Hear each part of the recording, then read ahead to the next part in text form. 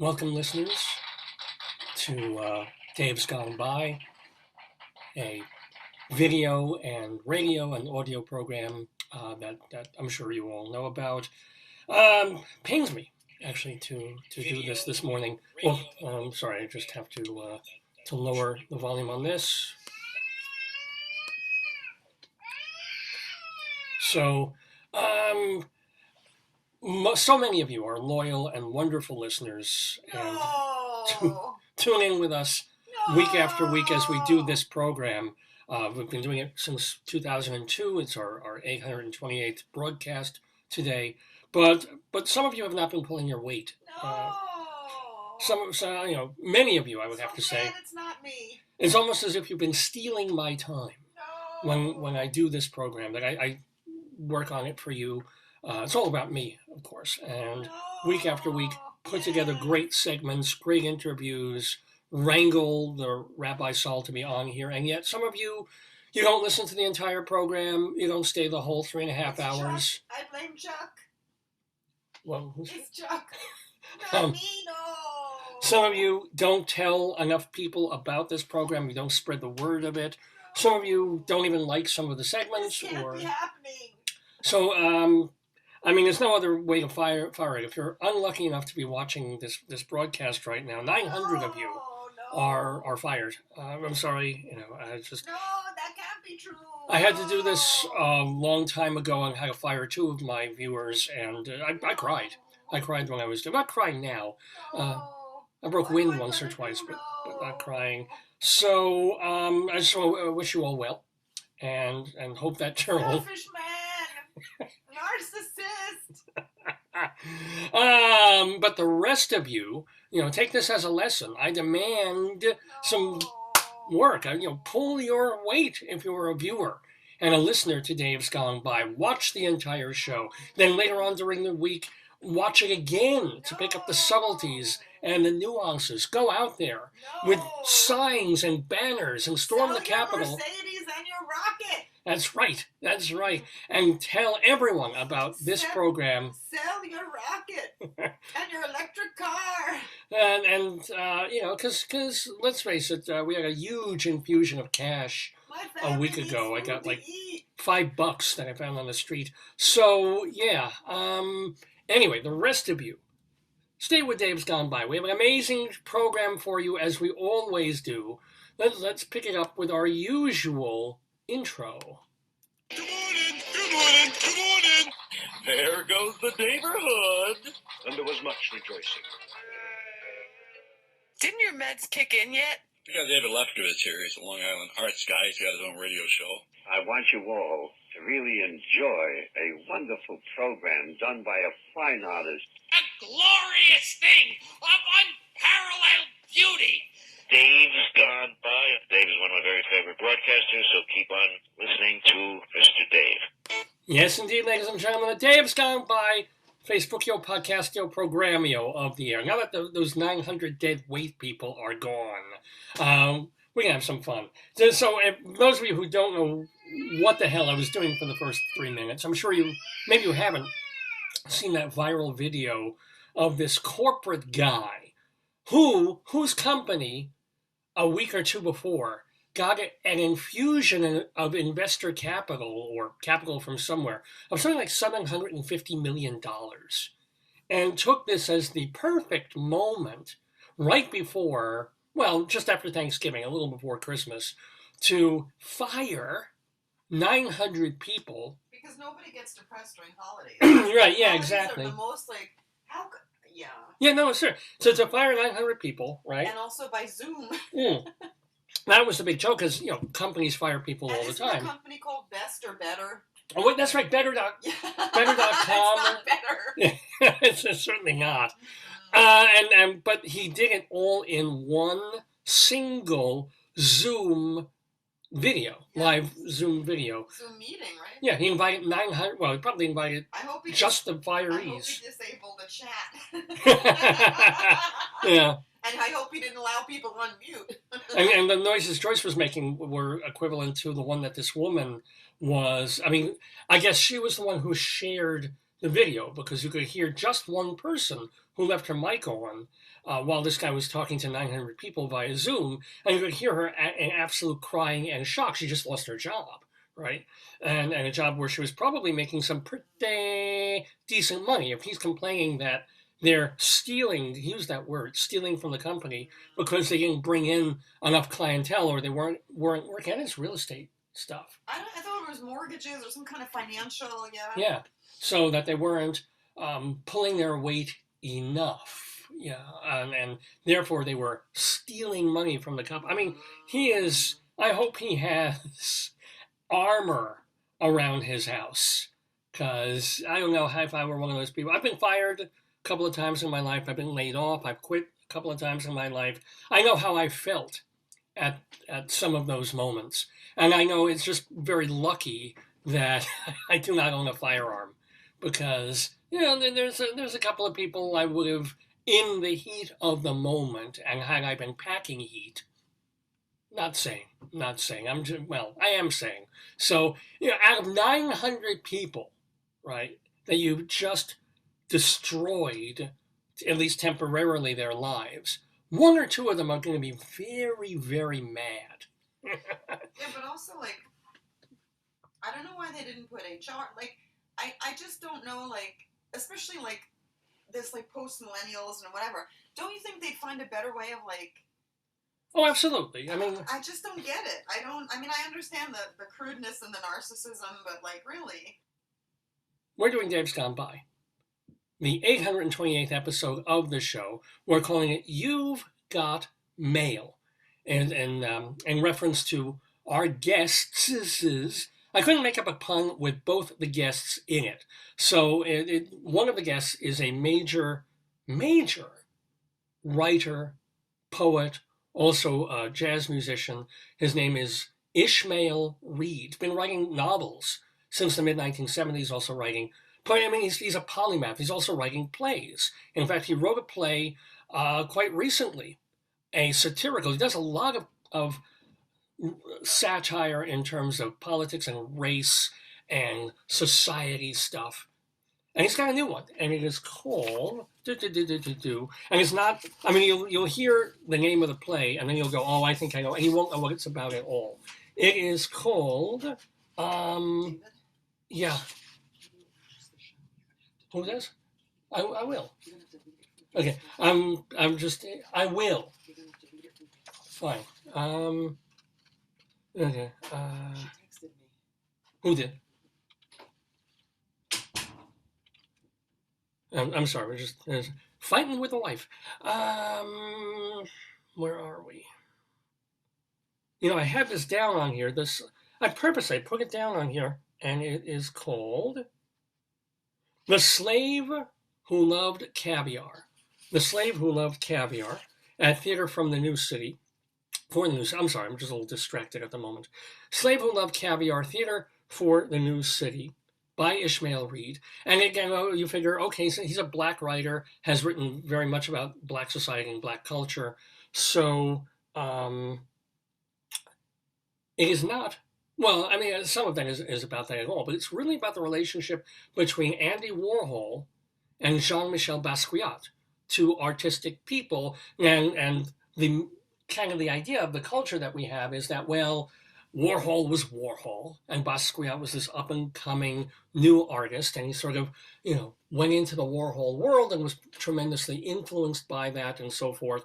Whereas what I think the play is going to be saying is that it was a much more back-and-forth symbiotic relationship, that Basquiat was influenced by, or influenced Warhol and kind of picked Warhol up into a whole new crowd, into a whole younger vision and people that he was dealing with and appealing to. And so that they really, it wasn't just like, here's Warhol, here's Basquiat learning. It was more like, oh, Basquiat's over here and filtering down into Warhol and changing. So that's the name of the play. The play is The Slave Who Loved Caviar. And it's going to be running from December 23rd through January 9th at Theater for the New City, downtown on the east side. The cool thing is, the play is directed by Ishmael Reed's wife, a noble director named Carla Blank. And they've been together for many, many years. She has been a director for many, many years, with credits to her name as well. And so they will be appearing together in just a little while on Dave's Gone By, talking about the play, talking about his life as a writer, her life as a director, their life together. Ishmael Reed and Carla Blank coming up on Dave's Gone By. And what else? What else do we have? We have our Greeley Crimes and Old Times segment. We'll have our Colorado Limerick of the Damned, where we go to Austin, Colorado, and we go to our trivia quiz, where we will be joined by David Sheward, of course, Leslie Hoban Blake, and our friend Moshe Denburg is going to be stopping back again. Our musician friend Moshe Denburg, we had so much fun with him a couple of weeks ago. He's coming back to play our trivia game. All of that happening on Dave's Gone By. What I'm going to do, though, is I'm going to stop this tape and roll it back. Well, I'm not going to roll it back, but I want to clip it here because we have to do something. And then I will come back and do more of the show. So please, please, please don't go away. I'm just going to give me like 2 minutes or maybe 3, and we'll be back with more of Dave's Gone By. We are back. It is almost 20 after 9 in the morning on this Saturday. It is December 11th, 2021, and you are watching the 828th episode of Dave's Gone By. It is December 11th, 2000. Stop that! Quiet. Quiet. Well, and you are watching the 828th Yes, I know we are. I just said it. It is December. Thank you very much. Okay, so let me remind you again, just what we were talking about before, that Ishmael Reed and Carla Blank will be with us in the Daverhood, plus Moshe Denburg, David Sheward, and Leslie Hoban Blake playing the Today, Yesterday trivia quiz, plus our Colorado Limerick of the Damned. What else do I want to talk about this morning before we get our guests in the Daverhood? By the way, talking to the one, the only, the Jewish Rabbi Saul Solomon. He, of course, will be doing the honors, talking to Carla Blank and Ishmael Reed. For example, well, let me tell you about serendipity. Let me tell you about something that happened literally yesterday. That is the kind of thing where, I'm sure it happens to everybody, but when it happens in my life, the bells go off, everything starts ringing. I'm like, wow, just plain like, wow. Right? So one of the things I do at lunch, I work for a local school district, and I have an hour for lunch, and usually I stay in because there's not a lot of places to eat near where I work and so forth. So I take my beloved lunch hour and I get away from my desk. Not that I mind the room that I'm in or the people that I'm with, but for an hour a day, I want to get, and what's nice is we work in a fairly big-ish building locally. And there's rooms and there's not a lot of us. So I can go into another room all by myself and have the room to myself, put down my lunch, and eat, and I'll read, or I'm doing a lot of audiobook stuff, which is I never did before, and I've really, really gotten into. So I do like a chapter a day at lunch. I will read the text, hear the audio. I've read several books that way, and it's been fabulous. And then if and when there's extra time, if it isn't a particularly long chapter, I've got some time still left in my lunch hour, I'll watch a movie, right? And I watched, oh God, for weeks on end, I was watching that old series about silent movies called Hollywood.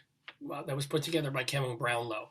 And stuff like that, and sometimes old foreign classic movies. I watched Ugetsu Monogatari, which I'd never seen. Major movie from, I think it was Mizoguchi did the film. And now I thought, let me watch something completely different, right? Let me pick something that's completely, out there, but I've always wanted to see, and never really had the opportunity to, because when I was growing up, if you wanted to see a movie, it had to be on public television, or you had to go to the movies, or even in the video era, your local video store had to carry stuff, and they didn't always carry the weird foreign art movies. They had some of the major ones, or the ones that won awards, but the little, not so simple. So there was always a movie that I wanted to watch. And this one was the second film by Werner Herzog. He did one. The first one was a war movie. I haven't seen it. I want to. And I'm not.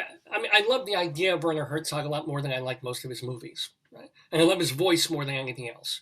But there was a movie that he did, and I knew about this 20, 30, 40 years ago when I was already a connoisseur, or trying to be, not only of foreign films, but films of the weird and films where you look at and go, what? You know, I saw Eraserhead in a theater, and I saw all the John Waters movies in the movies. But I never saw this one. And it's called Even Dwarfs Started Small. Even Dwarfs Started Small. And it is, oh man, you've never seen it, and you probably haven't, and you probably shouldn't. It takes place in this kind of barren no man's land where there's some kind of institution. It might be a school. It's not really a prison, where the inmates, if you will, have rebelled and they've taken over, sort of. And there's a hostage in the building itself. Everybody, all there's no good guys and bad guys. It's just like they're all dwarves, literal, actual human little people. Cool, fine.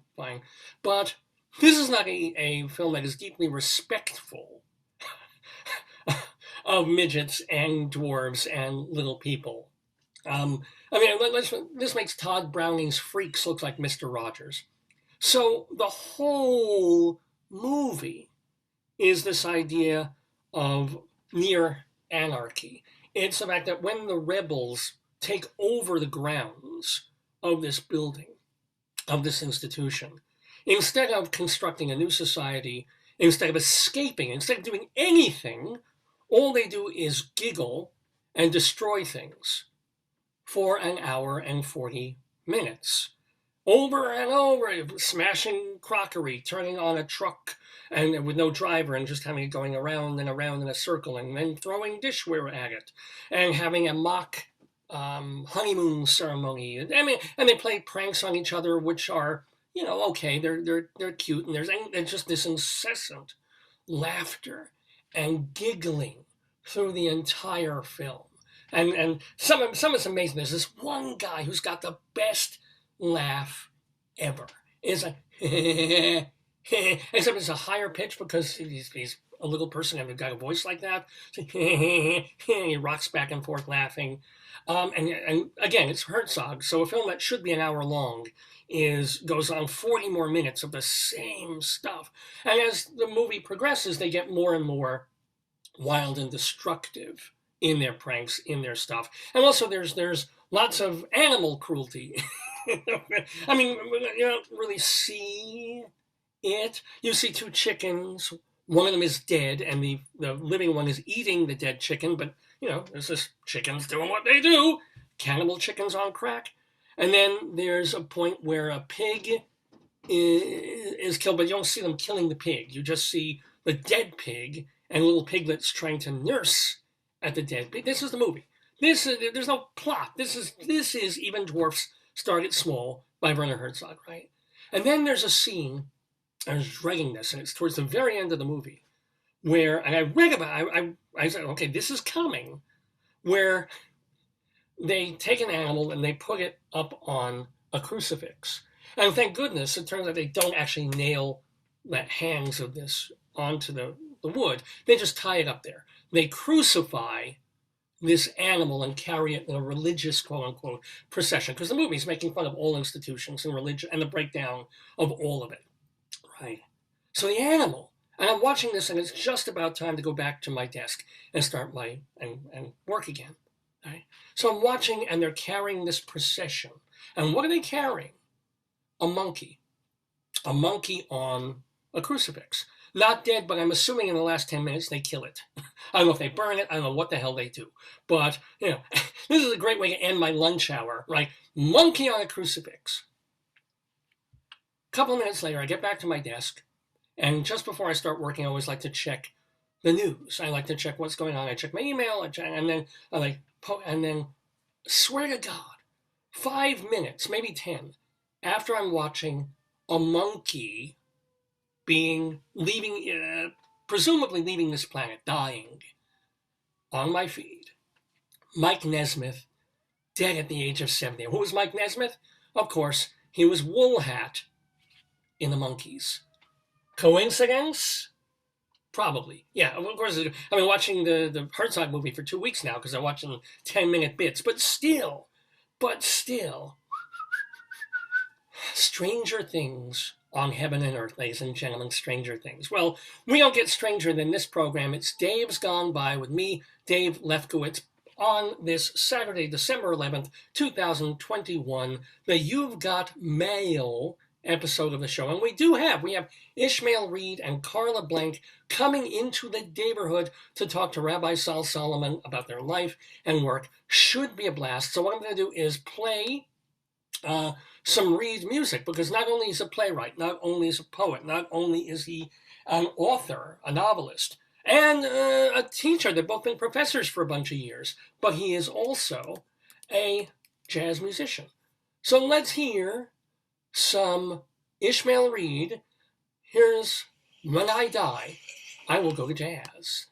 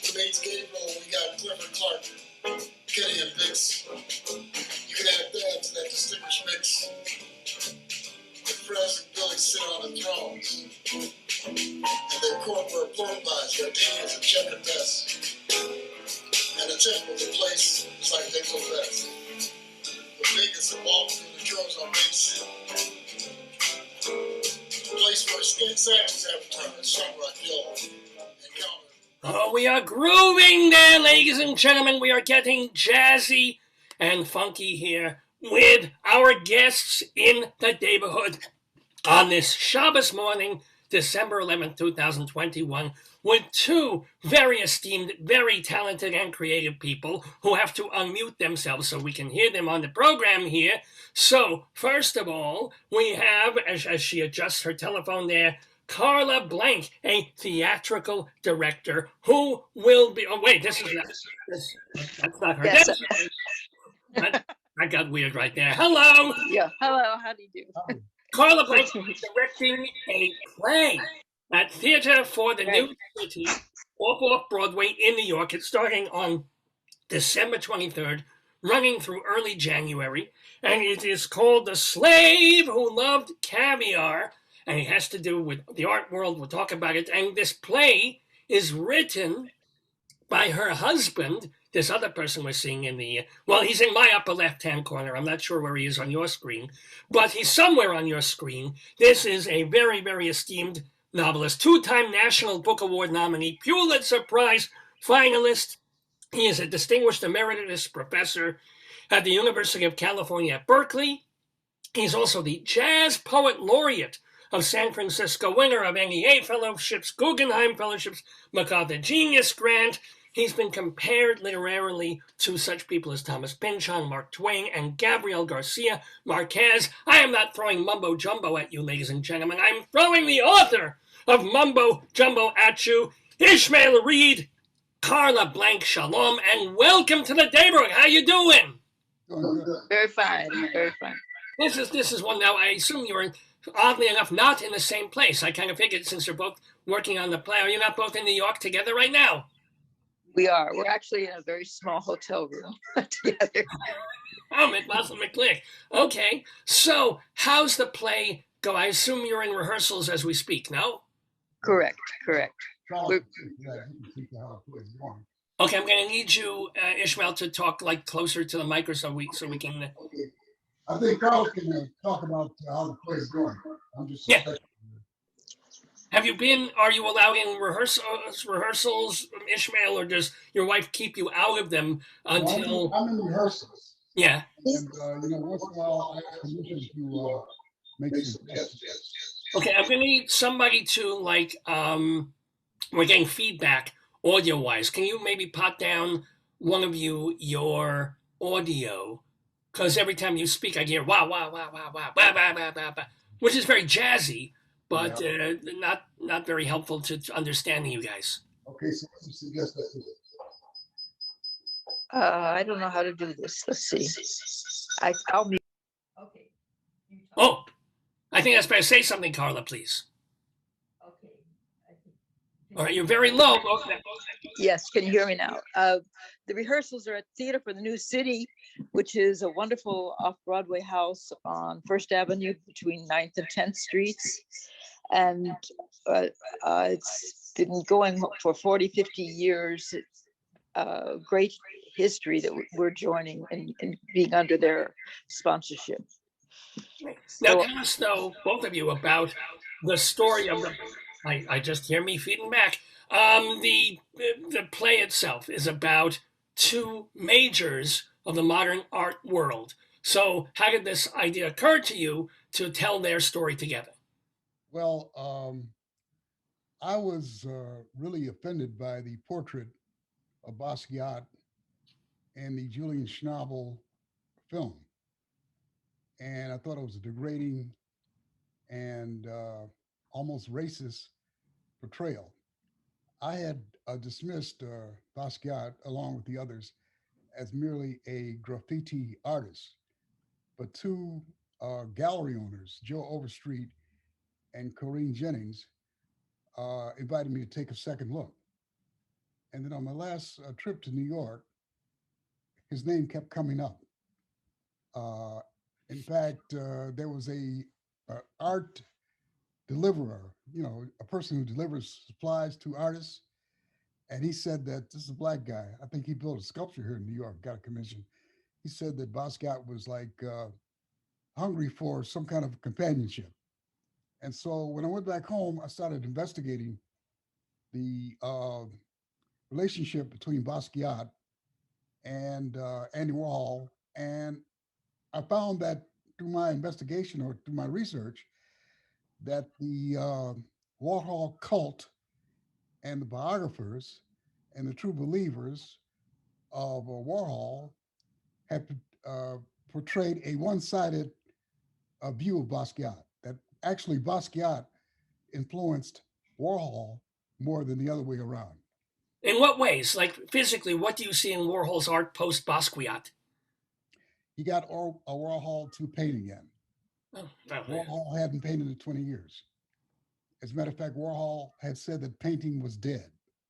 And there was an article in the Times last week, I believe, by one of the cultists posing as a critic who praised Basquiat's final painting, not Basquiat, excuse me, Warhol's final paintings, the religious series, where he did the Lord's Supper and some other religious paintings. As a matter of fact, when he died, there was a painting of Jesus Christ covering almost the entire wall of his studio. Not mentioned was the fact that Basquiat had led him to that. Basquiat had gotten him to paint again. So when I came out of this research, I found that Warhol was sort of like a sweatshop boss. Didn't pay people. Right. The only person who was on salary was Gerard Malagna, who I met years ago. Right. He paid $1.25 an hour, but he was sort of like a sweatshop boss, like in the 1930s, where the workers delivered, the goods and were not paid. And he's still being sued for plagiarism. I don't know if you're looking at that. No, I did not know. Wow. Okay. Oh, a woman who did a poster of Prince said that he had, taken the idea from her. And first, the courts decided for Warhol, the Warhol Foundation, But then recently, another court said that she was correct, and so then now they're going to appeal to the Supreme Court. But it's ironic that I did a collage of a photograph that Warhol did of Basquiat, and the Warhol Foundation said I couldn't use it. Could not. Well, I had to discontinue using it. Yet, Warhol's whole thing was plagiarism, and people asked him, "Why do you have to use other people's work?" He said it was easier. So the irony is, he just commandeered about Brillo box, whatever it was, and you trying to take one of his is, oh no, can't do it. Sorry, Warhol Estate it does not believe in it. We had to drop it. We had to drop it, which Wow. amounts to what I consider to be censorship. No, I did not know that you were also a visual and graphic artist. I figured I know the musician, and I know the plays and the poetry and the books. You are also a painter and creator in that realm. I did not know.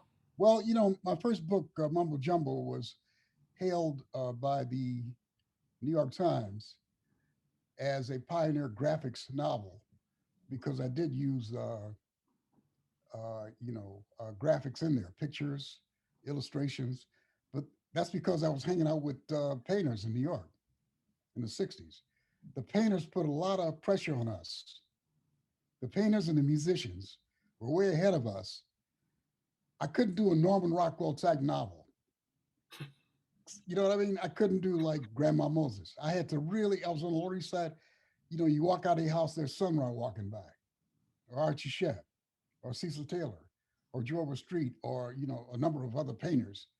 So I put illustrations and graphics and collages in Mumbo Jumbo. Now, with my OJ novel, which was rarely reviewed in this country, I did my cartoons and illustrations. I went to cartoon school when I was 70 years old and learned how to do cartoons. So a lot of those have been published in a place called, if you go to City Brights, Google City Brights, you'll see my cartoons on illustrations there. Now, one thing I want you mentioned the New York Times talking about your first novel and then the novel not really reviewed in this country. I want to ask both of you, both Ishmael and Carla, about reviews. It's a thing of like when you get a rave, do you believe it? Because then if they don't rave about your next one, it calls into question, or do you not read reviews until the show's over or the book is out like 2 years? What is your relationship with the critics? Bigotry on Broadway. Well, what about Broadway? We did a book together called Bigotry on Broadway. Oh, it's a Bigotry on Broadway, yes. And, Carla did a lot of work on that. Maybe you want to talk about that. Well, Carla? Okay, so Bigotry on Broadway is an anthology about Broadway shows starting with the tradition of Oklahoma, which took me many years to realize was based upon the acquisition and the takeover of land, Native American lands. And of course, Native Americans do not appear in that show, and there is no mention of the fact that this is a land grab that you're experiencing as, oh, what a beautiful day. So,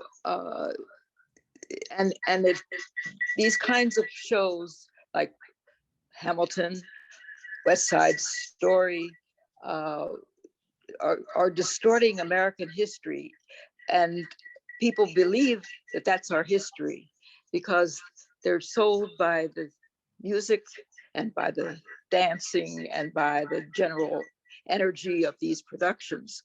But it does a disservice to our culture because people are so, even someone like myself, who's done the history of the United States, it took me that long into my adult life, 60 years before I noticed that discrepancy in a play like Oklahoma, which I had seen as a child. So, but to be fair, Oklahoma compresses its story into 2.5. Pardon me. I'm trying to. I'm sorry, I can't. Are you getting that feedback too, or is it just on my end? Can you turn yours down? There we go. Okay. All right. So could you say that again? Even your 60-year history of the United States, someone else could go and look at that and say, well, that's your perspective, and you left this stuff out. and you overstressed this, just as in Oklahoma, you could say, well, in 2.5 hours, they just completely disregard, what Omar Hakim or Ali Hakim, whatever that character's name is, and what that really means to America and what these people have done actually to the land. Every artist and every historian and writer is going to have their bias, and they're going to have their sliver of how they tell the story they want to tell. Isn't that part of art? That is part of art, but it's also the lack of our educational system. For instance, one of the plays that we have someone writing about is what's that called? Bloody, Bloody Andrew Jackson.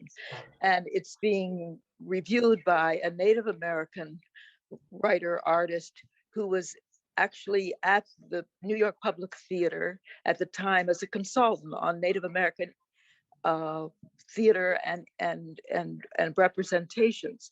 They did not consult with her. They showed her this play, which does crazy, insulting things like how you kill 10 little Indians, that song. And well, it's a satirical piece. I saw it on Broadway. I mean, the piece, but it's not funny. You can say it's satire to you, but to Native Americans, it was deeply insulting. And they did not recognize that would be the case. I know, but if I write a play about Jews, right, and believe me, I do not have to consult with a grand rabbi to see if I'm offending anybody. If they want to write their own play, they can. But at least you're Jewish writing about Jews. These are white people writing about Indians and not knowing anything. Andrew Jackson was sort of like the icon of the final solution of the Native American problem. Right. And he not only exterminated Native Americans. Right, and the play makes it clear. It does not make him a hero. Like the Creek, we got the state of Alabama, 28 million acres, because Andrew Jackson nearly exterminated the Creek. And out of that, little known history of Andrew Jackson is that he was so upset about a fort in Spanish territory that was controlled by Native Americans and fugitive slaves that he invaded Spanish territory without the permission of President Madison and bombarded the fort and killed 300 men, women, and children.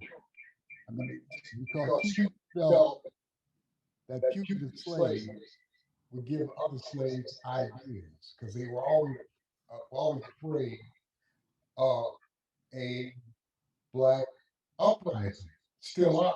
That's what the guns are all about. Well, but let me, since we're going in this direction, you, Ishmael, were particularly incensed over a musical that the whole world thinks is the greatest thing since sliced bread. You went after in a critical way, not in the sense of like kill the author, but in a way of like, let's just get into Hamilton, the musical, by Lin-Manuel Miranda, and you just saw thing after thing after thing that upset you, and to the point where you responded as an artist would by making your own counter play to Hamilton, or actually the haunting of Lin-Manuel Miranda, the author of Hamilton. I mean, so isn't that the best possible response? And again, tell everybody what you have against Hamilton, the show. Well, in my play, I view Lin-Manuel Miranda as a victim of the white power school curriculum. Okay. And we were all victims of that. And as late as 1969, I was praising people like Jesse James. Okay.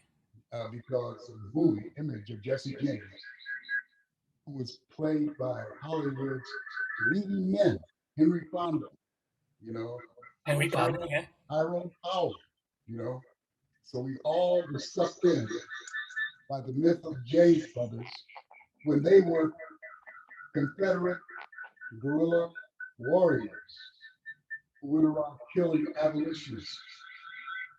So that's what I was as late as 1969.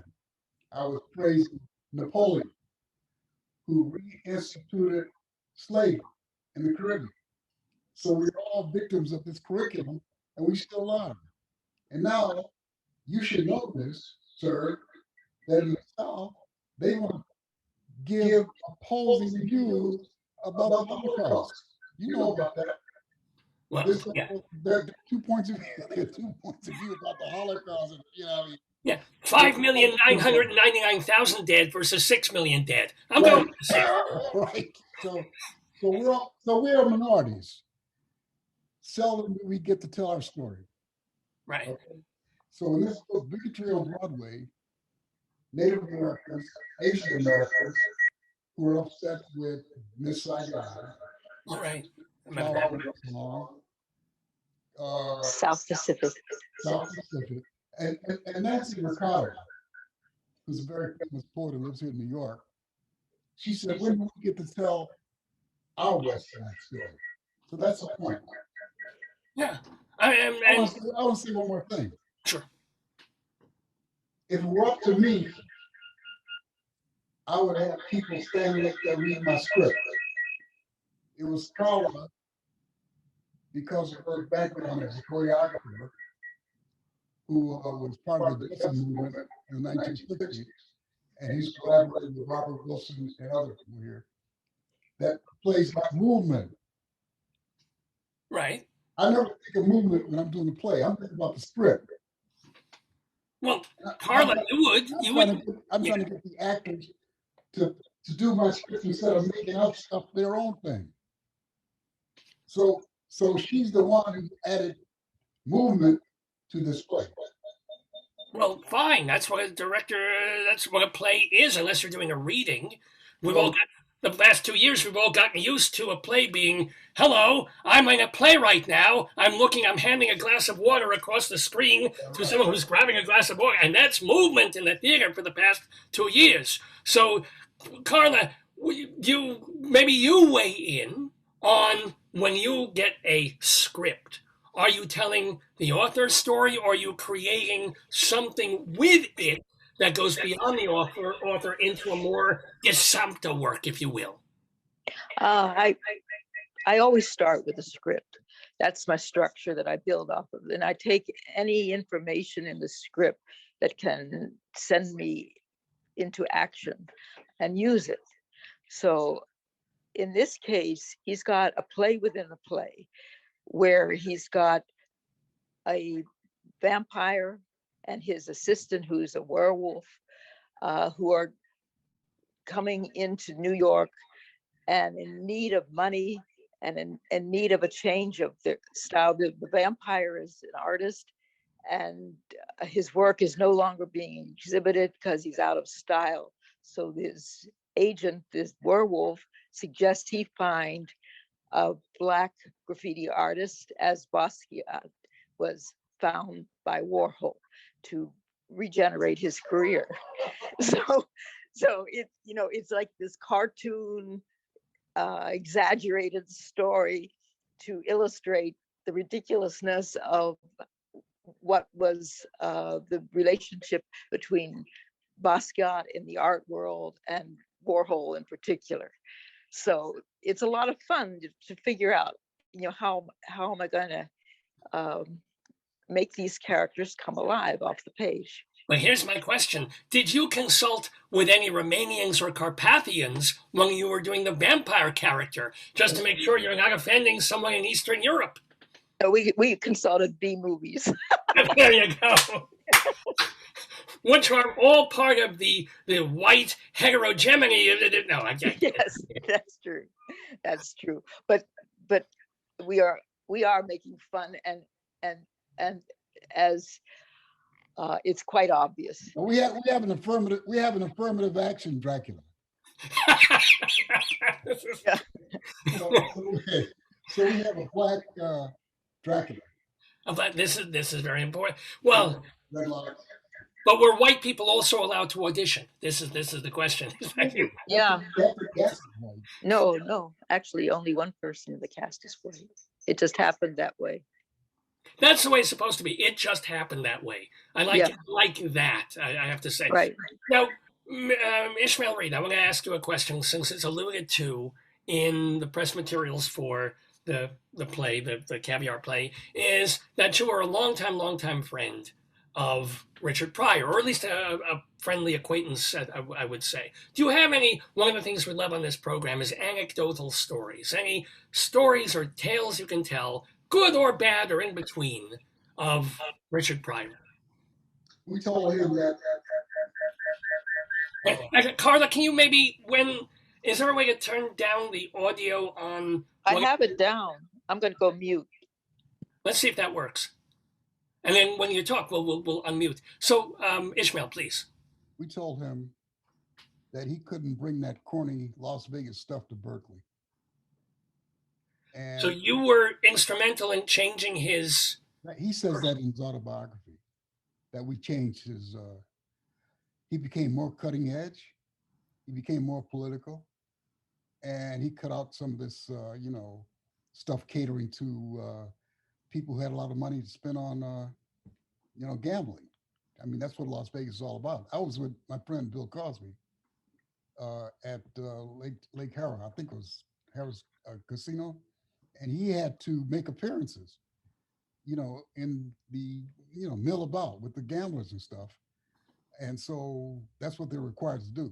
So what he did, he came to Berkeley, and he became more like we call him like he was doing graffiti, like Basquiat, and stand-up routines in the nightclubs and everything. And then he went to Hollywood. I told him, you go to Hollywood, you see what you get down there. And he had a lot of bad scripts down in Hollywood. So Yeah. I mean, that's the anecdote. I mean, he made gazillions of dollars doing some of those bad scripts, but maybe he lived by himself. The rooming house is still there where he lived on University Avenue. I used to go over there, and he'd be spending the afternoon watching soap operas on TV. Huh. So did he regret, since you knew him well, did he maybe regret taking that route and wanted, should have gone in a even more progressive, if you will, or just stayed with the comedy? And I think what happens is, Dave, that unlike 50 years ago or so, I was watching, Jimmy Durante. I mean, the guy was a workhorse. You watch one of his routines and he does everything. And he's got to sustain that for like an hour or so on these shows. And plus, think of all the takes that happen. But now it's mass production. People like Prince and Michael Jackson and Richard Pryor, there's so much under pressure and contract needs and commissions. That's what happened to Basquiat. They just put too many commissions on him. They take stimulants to stay awake. That's where the cocaine comes in. Did you wait in order to write? What happened with Basquiat was there was a dealer named Nina Nosei, Italian gallery owner. She put him in a basement, like a dungeon, and got all these commissions on him, made him produce 6 paintings a week. She sold some of them when they weren't even finished. And they made the cocaine available, to him. Right. That's where he got that terrible drug habit. And he took so much cocaine, he got a hole in his nose, and then he turned to heroin. But that's all because of production needs.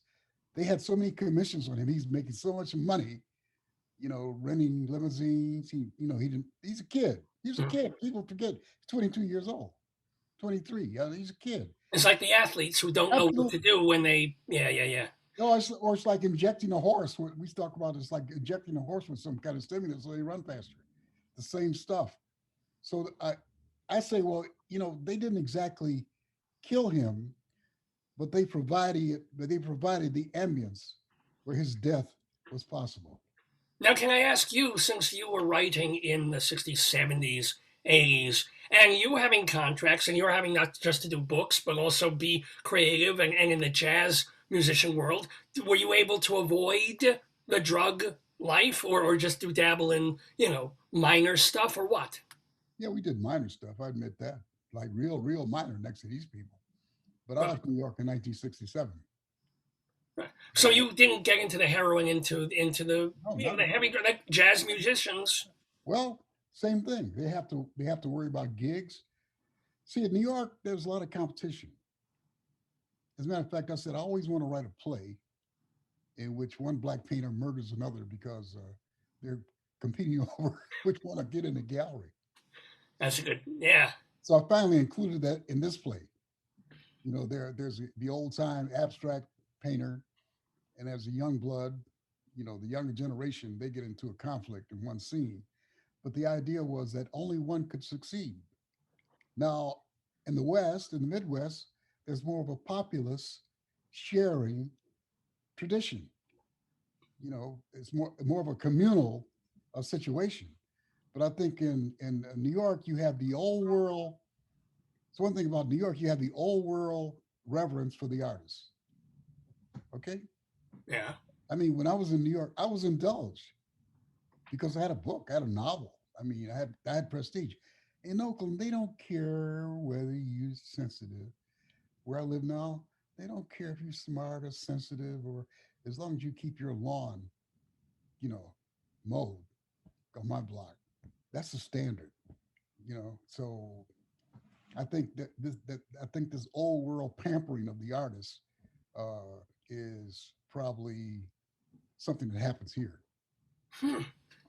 Now, speaking of the arts again, let me get Carla with her mic back on because I do want to ask her a question about your many, many years of directing. Tell us what was like there I am. Yeah. In full echo. I love it. Your worst experience as a director. You don't necessarily have to name the piece, but what was like, you know, like comedians have hell gigs. What was your hell gig? Well, we went to China in, what was that, 2015, and it was for a international writers conference, and Ishmael had sent his script for Mumbo Jumbo to the university that was sponsoring the conference, Mother Hubbard, excuse me, and there was a team of teachers who had students memorize the script, and in 2 days I had to take those students and put them on stage so that they had a performance. And it was like 105 degrees, and we were working outside in some outside auditorium because we couldn't work where we were going to actually perform the piece. What was extraordinary was that it did work, and was the hit of the conference, was written up in papers. Hunan News, yeah. And so these students who had never done anything like this, they were basically students of American literature, and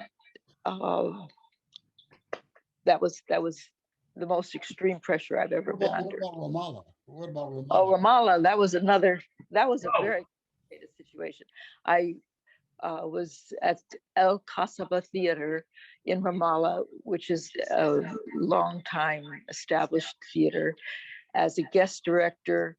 They had picked the script, which was Holiday by Philip Barry. And I was actually the substitute director. Some director had become diagnosed with cancer at the last minute. And in order to keep the grant from the US State Department, they had to find another American director. So I went in. They had a translation into Arabic that was done by some Egyptian scholar. And I'm looking at the original script as written by Philip Barry, and I'm trying to understand how these actors are coming into understanding of their character.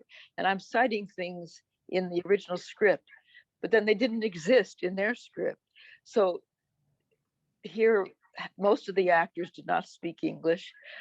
So I'm trying to negotiate two languages with a group of actors. Finally, we decided that we better change the whole scene so that instead of being in Philadelphia's mainline society, it was a rich family of Palestinians. the actors were Palestinians and Syrians. Well, some of them are highly trained. Some of them had been in London, under the National Theatre there, training there. So these were very sophisticated actors in general, but it was a very confusing, hard thing.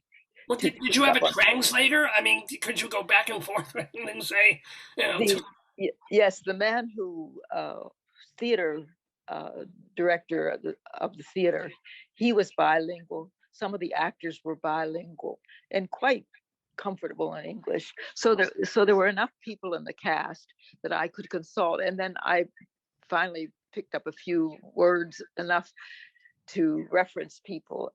So yeah, but it was constantly a situation where I was not always aware of how they were coming to their decisions, and I had to keep on revising things in order for them to understand the big picture. Now, just remind me again, was the production in Arabic?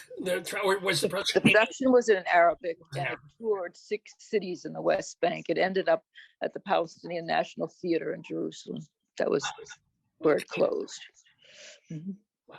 Well, by the way, I want to remind people we're talking with Carla Blank and Ishmael Reed. They are collaborating on Reed's play, which is called The Slave Who Loved Caviar, and which is running off Broadway at Theater for the New City. It's over on First Avenue. Get your tickets now. It starts on December 23rd, and then it's going to run until January 9th, 2022. So about like typical off-Broadway, you got about 3 weeks to see it. It's all about the relationship of Andy Warhol and Jean-Michel Basquiat. We have just a couple more questions for the two of you that we thank so much for being with us in the Daverhood. I also want to ask, in terms of, and if you want me to move on from this, I will, but you guys have been married 50 years, mit Mazel Miklik, and you over 50, you endure a lot, right? Including the passing of a daughter, right? How do you move on from something like that? I'm just going to throw that question out there if you want to deal or if you want to move on. But it just seems like something that is so life-stopping for a while, or maybe not. Yeah, well, my oldest daughter, Timothy, led me into a world that I never thought I would penetrate, which is the world of mental illness. And after you experience someone as talented, probably a genius, like Timothy, and what she had to go through, and what poor people and Black people and others have to go through in order to get help, you really become, you really wonder about the ethics of the profession. For example, I told her psychiatrist that I'd read in a paper that Zyprexa was a dangerous drug, and he kept giving it to her. And it turns out that the manufacturers of Zyprexa, Eli Lilly, were aware of the dangerous side effects of this drug. But then, when they were exposed, they had to settle with a class action suit. I wrote an article about this in Counterpunch. So it was this drug, I think, that led to the deterioration of her health, because she experienced weight gain, which brought about diabetes, and the diabetes got worse, and it was just at the end, it was very difficult for her to sustain life. And in my last conversation with her, for example, we were talking about getting her some glasses from the Berkeley optometrist, University of California, Berkeley optometrist. She died the next day. But I think it's our approach to mental illness that really needs to be revamped. That's what I get out of her passing. And it seems that there is a racial divide, even in that situation, where the white middle class patients get therapy and the black patients get drugs. He's taking about five of these pills per day, and they all had dangerous side effects. The what I'm gratified about is that she left a novel and published a novel, and the first novel called Showing Out, which is still available, was about the exploitation of black and Puerto Rican strippers at a mob-controlled club in Times Square. One of the crime families owned the club, and the way the Puerto Rican and black people were treated. So that was called Showing Out. And then the second novel is about this dreadful world of schizophrenia and recovery called Daymares. So we're going to publish that. We'll get a publisher for that. So I think that unlike a lot of these millions of people who suffer from this mental illness, she had a legacy. So that's what we're hopeful about. And let me ask you, you said you're looking or you're going to get a publisher for the book, but Carla, aren't you like a publisher person for some of Reed's work and you're on your own? I mean, don't you have a publishing company or something like that? I have edited a lot of. Shout. We mainly publish poetry. Yeah, we just don't have the apparatus we just don't have the mechanisms for distribution. I went to Nigeria, came back with, we published 20 Nigerian poets, and we published short stories by 16 Nigerian women. But we get good reviews, but we just don't have the distribution. Nowadays, it's easy to print a book. That's the easy part now. One of the great novelists, William Denby, his final novel, King Compass, was rejected by 14 publishers. So we just decided to publish it because, how can you ignore a great novelist like William Denby? But we just don't have the distribution to. So what we're trying to do is get someone who can do mass circulation of these books that we publish. We don't have the setup to do them justice, advertising and things like that. Let me ask you, if there are books in the quote unquote Western canon that you could pull out and swap with other books that the white, long-standing canon, by the way, you both have been college professors for like 30, 40 years, that you would pull out, I don't know, To Kill a Mockingbird or Huckleberry Finn and just not throw them on a bonfire because you won't do that, but just say, enough, you should be reading these instead. Which would be which? Well, I'll tell you what, my first inspiration was Nathaniel West. Oh. And I still think he's underrated. Lonely Hearts and whatever. A Cool Million, especially the Dream Life of Balsall Snell. I worked in a library when I was a kid, and I'd seen collages and art books, but I'd never seen it on a page. And it was until I read Nathaniel West, Dream Life of Balsall Snell, that sent me on the way of a different approach to writing that Faulkner and some of the modernists and others had not shown me. So he was like an artist on the page. He was doing on the page what painters do.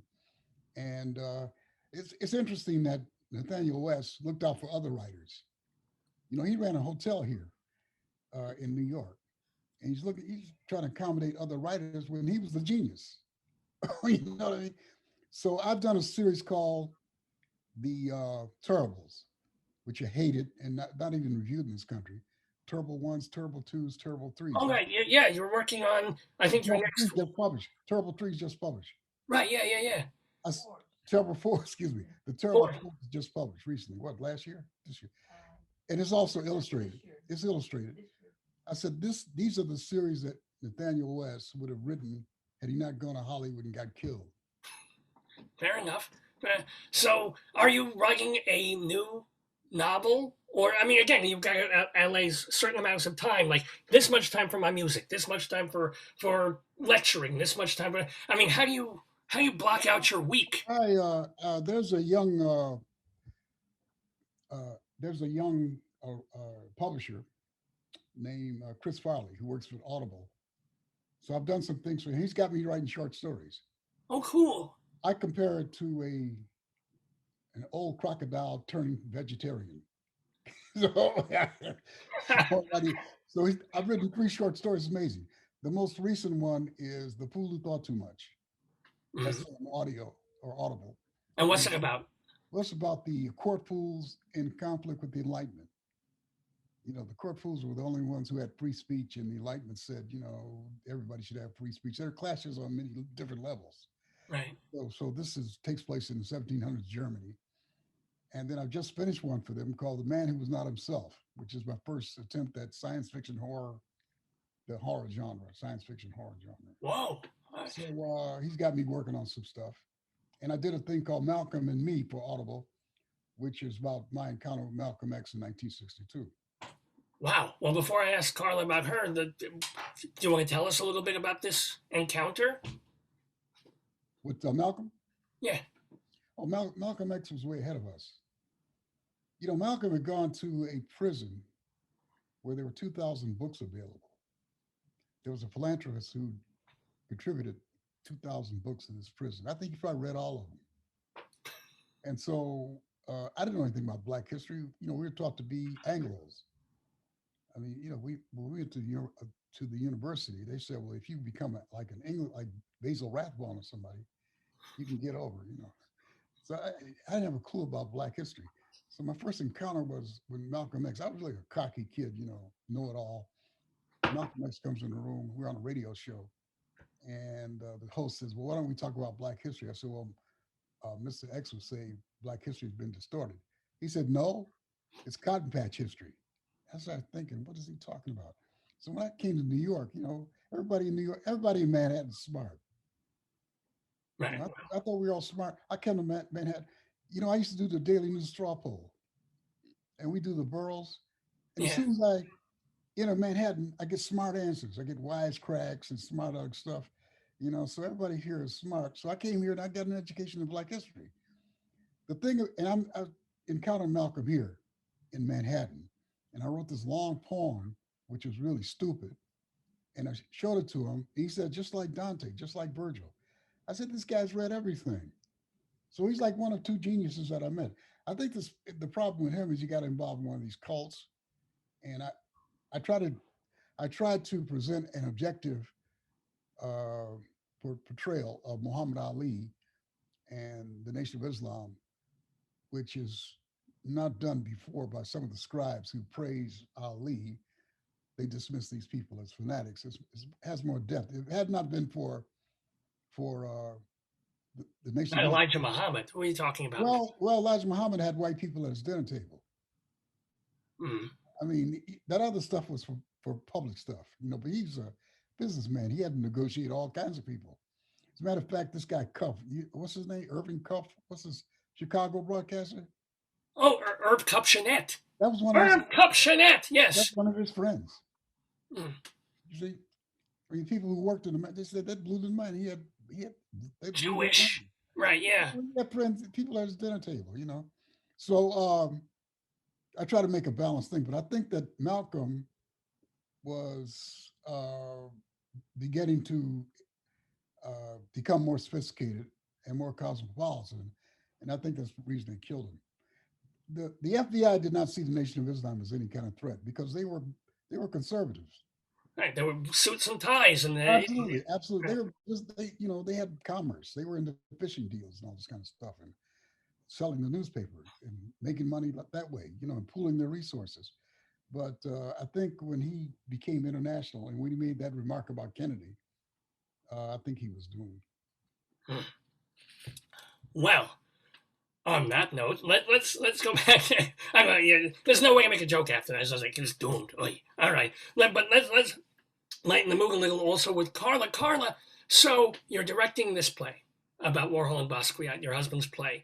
What is 22 looking like for you now that things are sort of opening up and sort of not in terms of the pandemic?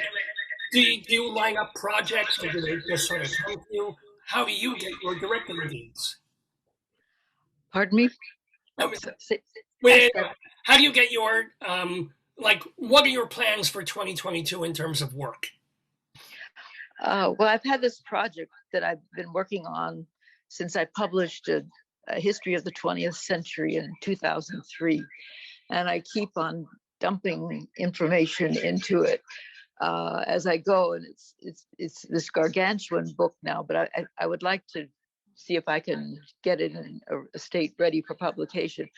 So it starts in the 1700s of what will become the United States, and up till 1899, because the book that I published in 2003 began in the year 1900.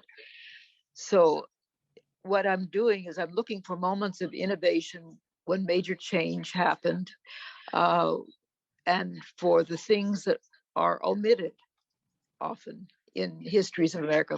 For instance, I have the arts continually talked about along with what was going on in politics and in scientific discoveries and in general cultural developments of the country, so that you can get more of an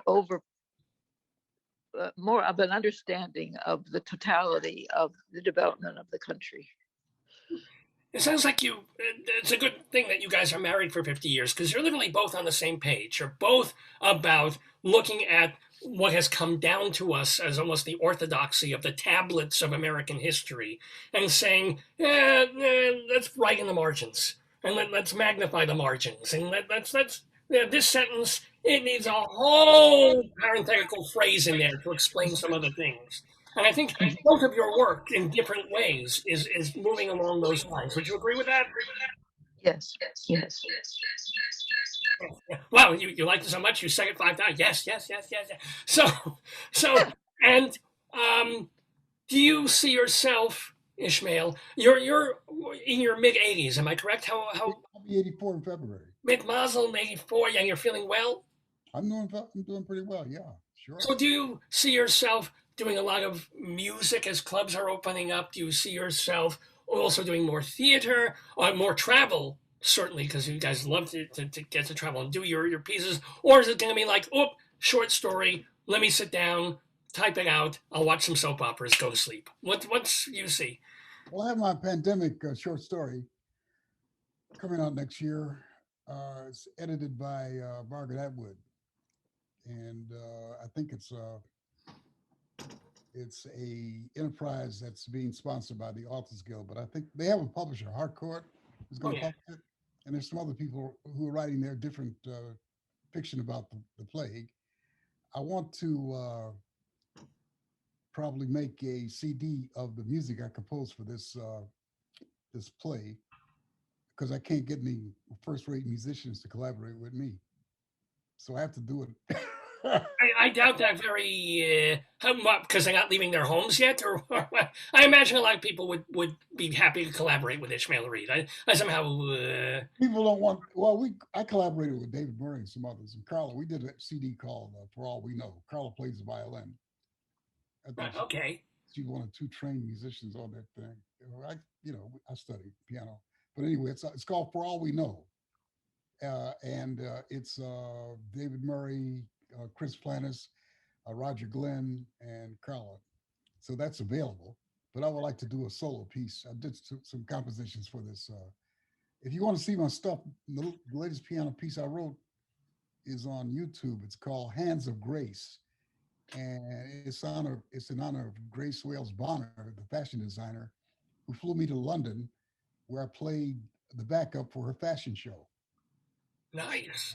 That's on YouTube. If you want to see Is it you have your own channel? Is it the Ishmael Reed YouTube channel that we can find it, or what? It's on YouTube, just YouTube. Right, Google it or look for it on YouTube. And just put Hands of Grace, Ishmael Reed, and you'll find it. You see the fashion show, and you see my score that I wrote for her. Well, the most important thing is, yes, go to YouTube, find Hands of Grace, find other pieces, and you can hear pieces from Ishmael Reed's albums, and also him reading certain passages, and then also you're playing jazz. There's a lot of YouTube. They can also see the reading of The Slave Who Loved Caviar, and I play the Son of Dracula. Or do I? Which one? I play the Son of Dracula. Well, are you going to be streaming the play also from Theater for the New City, or is that just in person and you did a reading of the play and that's what's available? Is it going to be just in person, I think, right? We're making a documentary of it. Yeah. Oh, wow.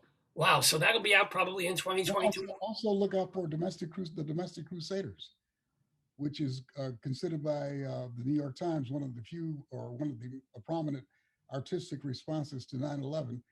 And Carla was the dramaturge on that piece by Wajad Ali, the Pakistani-American playwright. It began in my class, as a matter of fact. I was doing a short story class.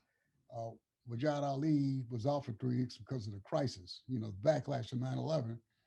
Yeah. Came to the class, he thought I was going to expel him or drop him.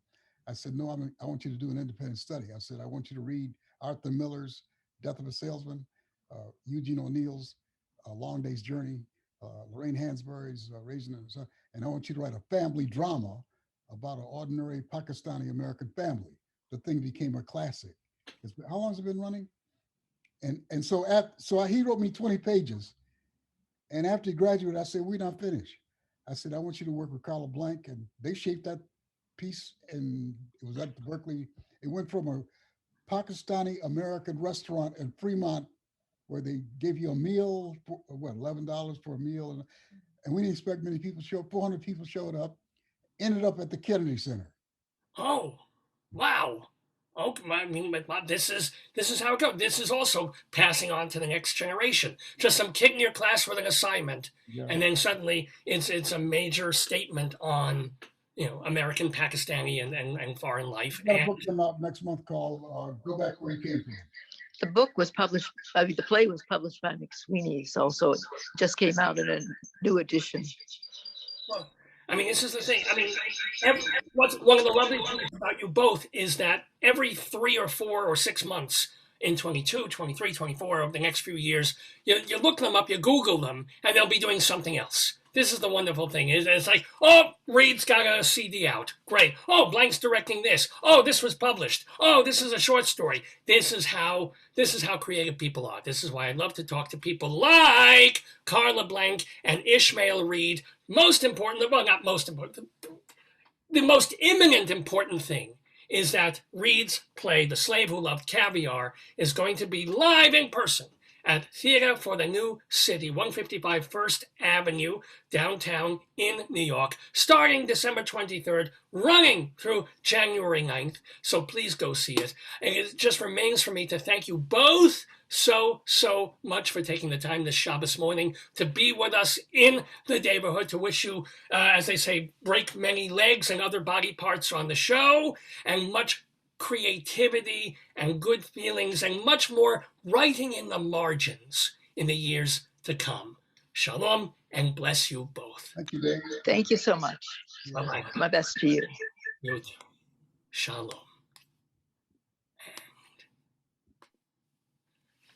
And ladies and gentlemen, Ishmael Reed, Carla Blank, lovely to talk to two people with such strong visions, such intelligence, such historical backgrounds, and of course, so much creativity. Me, I'm not even creative enough to get out of bed half the time, but I keep doing this, and I keep doing this program. The Dave's gone by, Facebookio, Podcastio of the stream. Dave is going to come back after we hear just a little bit more of some Ishmael Reed. Let's hear him doing a song with his band called Sweet. And this reminds me, I have to take a pee. Sweet Pea.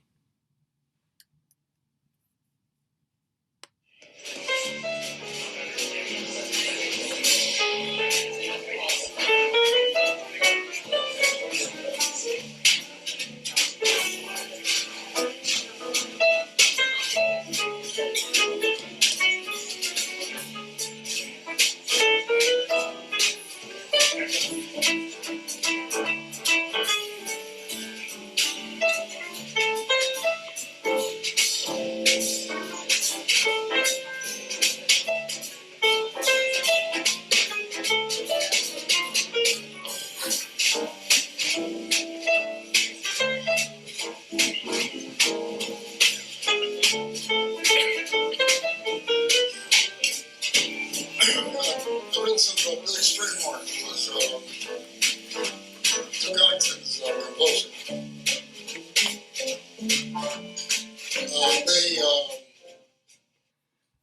Yeah, a little bit of whoa, excuse me, a little bit of music there from Ishmael Reed here on Dave's Gone By. This is our 828th episode of the program with me, Dave Lefkowitz. I want to remind you that if you want to hear most of every other program that we've ever done, going back almost 20 years now to our very first one, is on our website, davesgoneby.com, DAVESGONEBY, davesgoneby.com. So this is the place. It's absolutely free. You can either stream or download the files. As a matter of fact, like the first 15 years, it's audio only. We were a radio show and an audio podcast. And in the last few years, obviously, we've been on Facebook and we've added video as well. But all of them, the early ones, that's just for listening. The later ones that are for viewing, they're on the website, davesgoneby.com. And there's even a separate section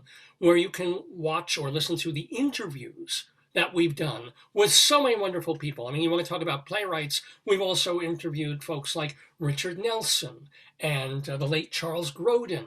And why do I always blank when I have to come up with people that we've interviewed? But, who else? Playwrights. We know, you know what? It's easy to find them. Go on davesgoneby.com. And there's even a section where we have our guests organized not only alphabetically by last name, but there's even a button you can push where it organizes the guests by what they do.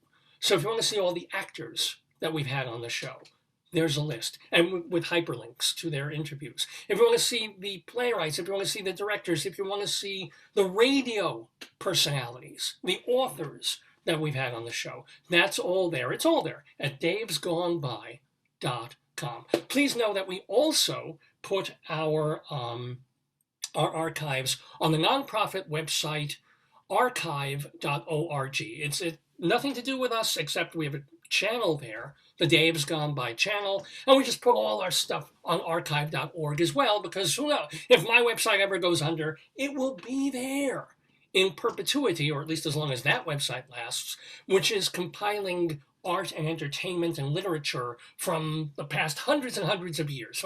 Whatever they either have permission to have on there or is public domain, archive.org gathers. So if you're looking for old-time radio shows, old-time like TV shows, it's a wonderful resource. Plus you can watch Dave's Gone By at archive.org. If you just care about the audio, whether it's a Facebook episode or one of our earlier ones, Castbox.fm might be a place you would try as well, because they're all about podcasts. Castbox.fm. Look for the Dave's Gone By channel. And if you are on Long Island and you still have cable TV for some reason, and you're in Nassau County, you get Altice cable, remember that on Tuesday nights, prime time, 9:30 in the evening, we broadcast an hour excerpt at random of a Dave's Gone By episode. It's 9:30 to 10:30 Eastern Time on Channel 20 on Altice Cable Tuesday nights. So, yeah, if you happen to be flipping the dial and, you want to see me, it's not the best way to watch the show. Really, you want to go to davesgoneby.com. But it's nice that we have that other outlet of people who are like, what the hell is that? Oh, okay, it's a guy talking. Seems fun. Check it out on Channel 20 Tuesday nights on Altice Cable of Nassau County. I don't think it goes beyond Nassau County. I'm not sure. And what else? We have a YouTube channel, Dave's Gone By. I think that about covers it. We just want our stuff out there. We're not getting a dime for this, except some sponsorship here and there. But it's really just about doing this, sharing this with you, having a little fun on Saturday mornings. Now, speaking of fun, we still have our Today, Yesterday trivia quiz coming up. We'll be joined by Moshe Denburg, as well as our beloved David Sheward and Leslie Hoban Blake, playing the trivia game, which you can kind of play against them. It's trivia questions. They get to answer them, and you try and see if you beat them, if you get them correct or not. We'll also have our Colorado Limerick of the Damned, where we go to Austin, Colorado. But before that, since my wife and I lived in Colorado for a bunch of years. We're going to go back, as we do every week, courtesy of the newspaper there, the Greeley Tribune, which has been around well over 100 years. And so, yeah, the Greeley Tribune, it's an actual newspaper, hard copying now 4 times a week instead of 7, because that's newspapers nowadays.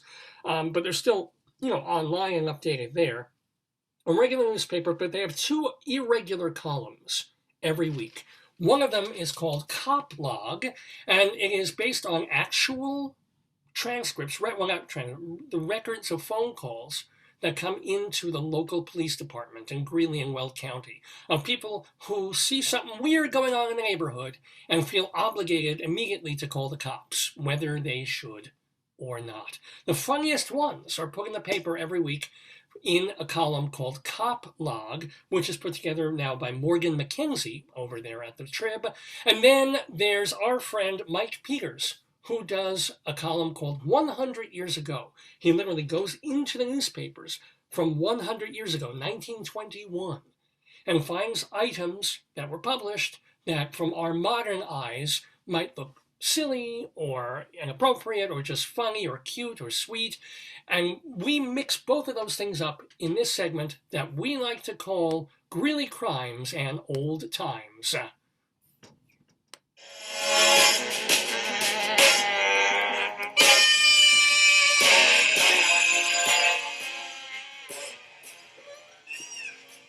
Da da da da, diddly-doo. It's almost not worth playing the theme music at all, but I just like to do it.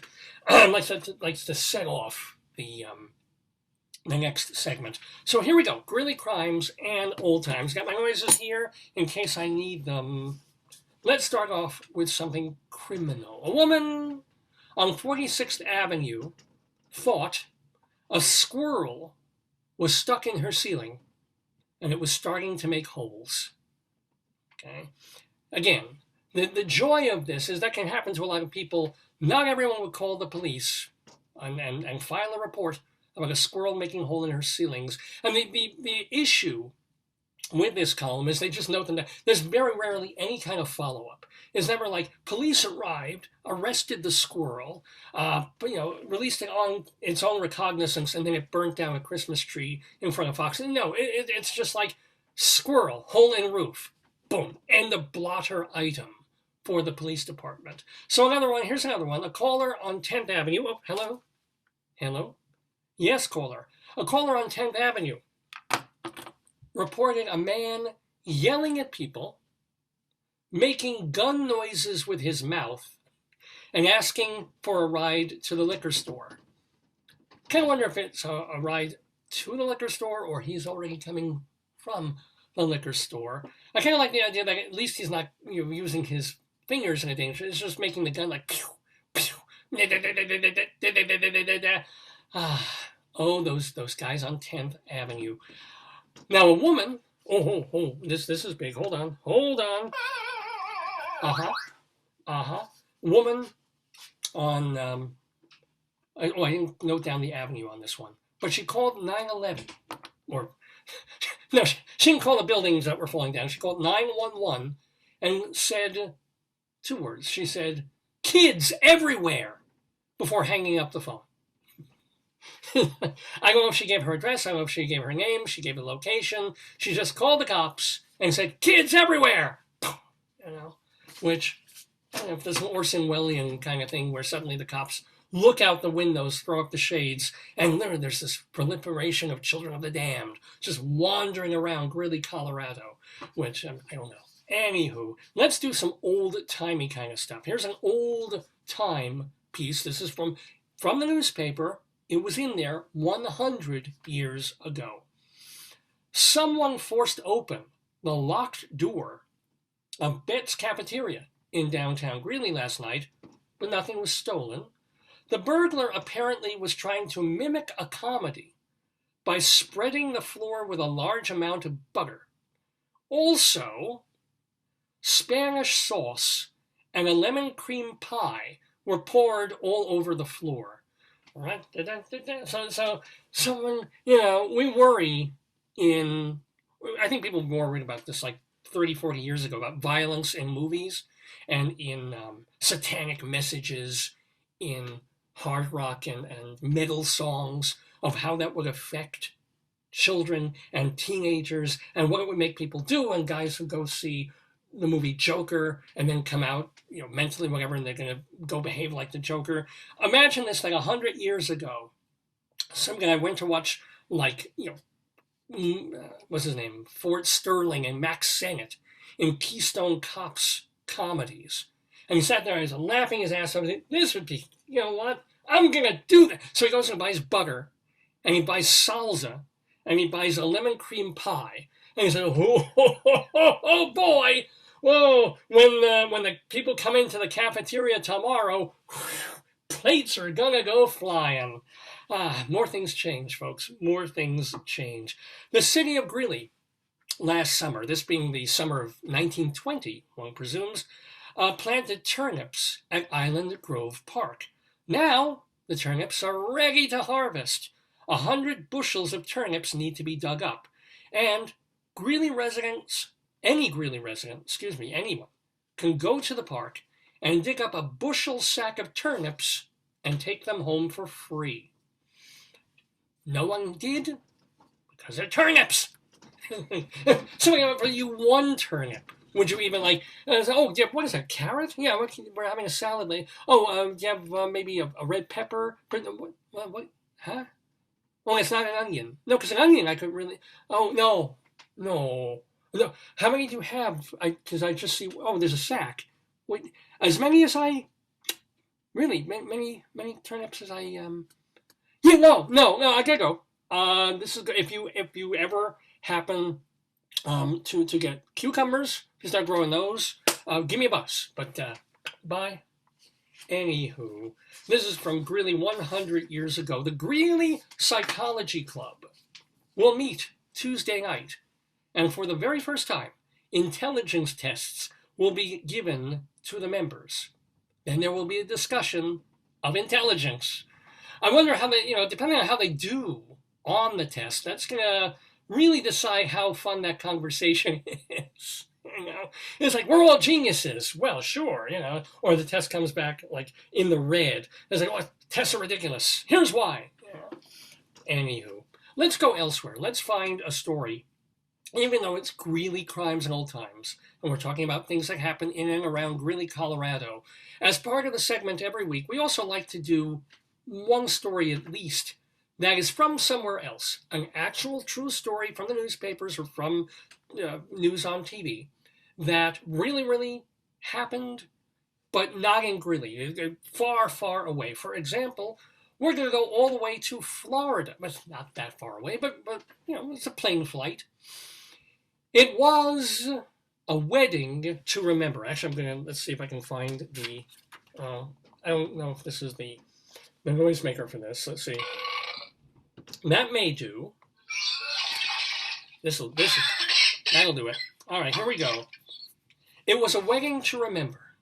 Holly Darnell unintentionally put her groom through sickness and in health at the wedding. Put it to the test. This happened a week or two ago. Holly passed out, puked, and got pooped on during their wedding ceremony. Quote, I kept trying to tell my husband I didn't feel well. He thought I was joking, said Darnell in her TikTok post. In the video clip, watched by, 4 million viewers when I took this down, probably 5 million now, and wobbly Darnell is seen gripping her groom's hands, signaling that she has suddenly fallen ill, just as their pastor starts officiating the ceremony. That's it. You think that marriage is going to last? There's more. Then she falls limp into her husband-to-be's arms.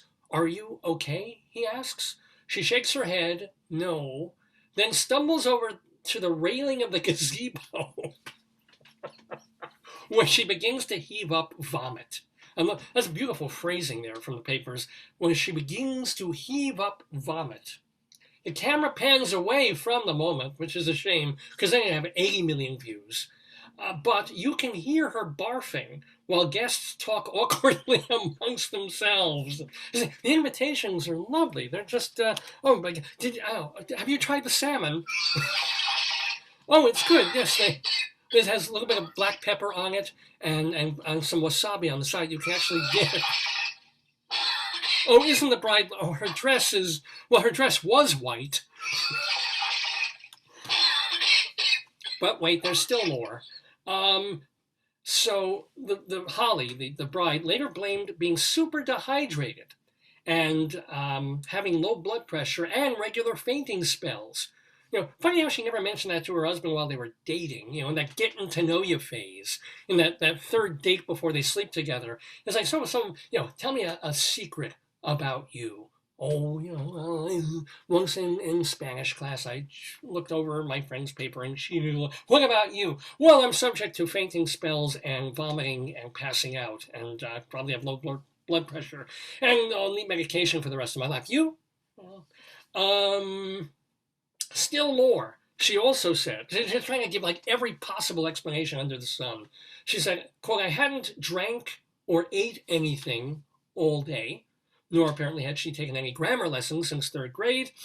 The bride also shared that after she passed out, quote, my sister came over to fan me, and she was holding my nephew. That's when he started. That's when he started pooping, she said, which went down my arm and onto my dress. Yeah. Talk about, forget like a Garcia Lorca wedding. This goes just so far beyond that. However, and a happy ending.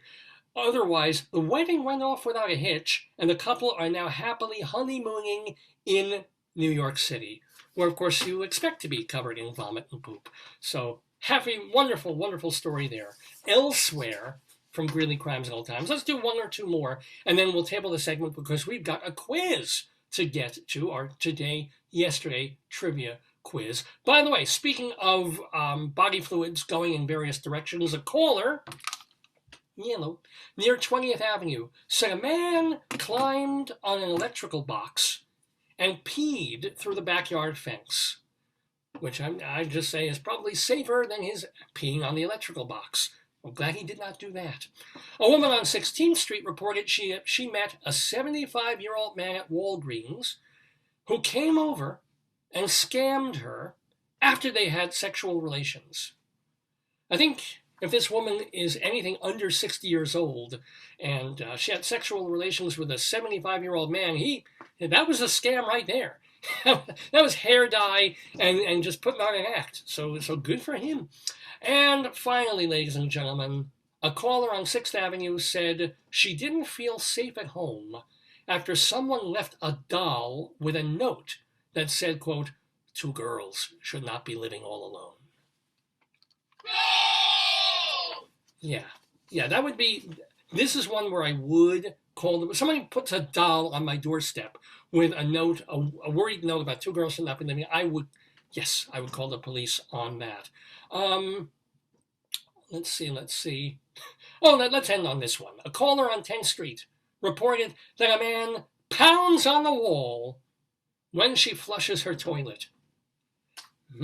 I mean, I know sometimes there are bad smells, but really that's just kind of an overreaction. And that, my friends, is Greeley Crimes at All Times for this Saturday morning. Mr. Horace Greeley was no fool. No, he was not. I'm sure that you'll agree with me that Greeley was no fool. What he is getting at is that Mr. Greeley was no fool. Yippee-yi, yippee-yi, yippee-yi-yi-yi, yippee-yi, yippee-yi, yippee-yi.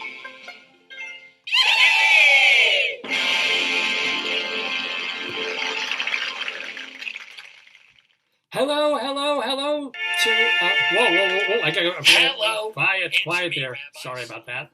I think I have to stop the iTunes there. Ladies and gentlemen, we have once again our guest in the Daverhood, a musician who Let me see. Oh, good. You unmuted even. So he knows the drill. He knows how to be on this show. He knows how to play the How are you, He Dave? is Moshe Denburg, the musician. So Moshe, how have you been? I'm going to tweet or contact our other guests to make sure that they're here Yeah, or okay. that they're coming. So how are you doing? I'm very well, thank you. We had a very nice Hanukkah time. We had a big latke party about a week ago, Ooh. and my spouse Naomi made a great batch of latkes. I mean, fantastic. Well, what is her secret? I mean, latke, you shave a potato down, and I'm sorry, potato. No. No. What? The regular potato latkes, that's old hat. She makes a sweet potato ginger latke and a zucchini latke. Interesting. So Very is the zucchini? stuff. Yeah. And are they made the same way, or really because good. different vegetables, she has to cook them a different way, or saute them, or add extra salt or less salt, or what does she do? I don't know the whole story. I'd have to call her here, but she's still in bed. Oh, that's right. Because you are coming from California, so we are. No, from Vancouver. Oh, Vancouver. I'm sorry. Because same time zone, just a bit north. Now here, as long as we're doing this, I forgot about that. I gotta get a scissor because you are of course discussing a latke party, which tends to be very upsetting to certain members of the Daverhood here. Really? In particular, this fella. I wonder what it could be. Oh my goodness! Yes, it is. I'm very glad that I'm opening him now and not a week ago in Vancouver. Behold. Mr. Potato Head. Well, we just call him Potato. He has a potato head with a hat, but he is.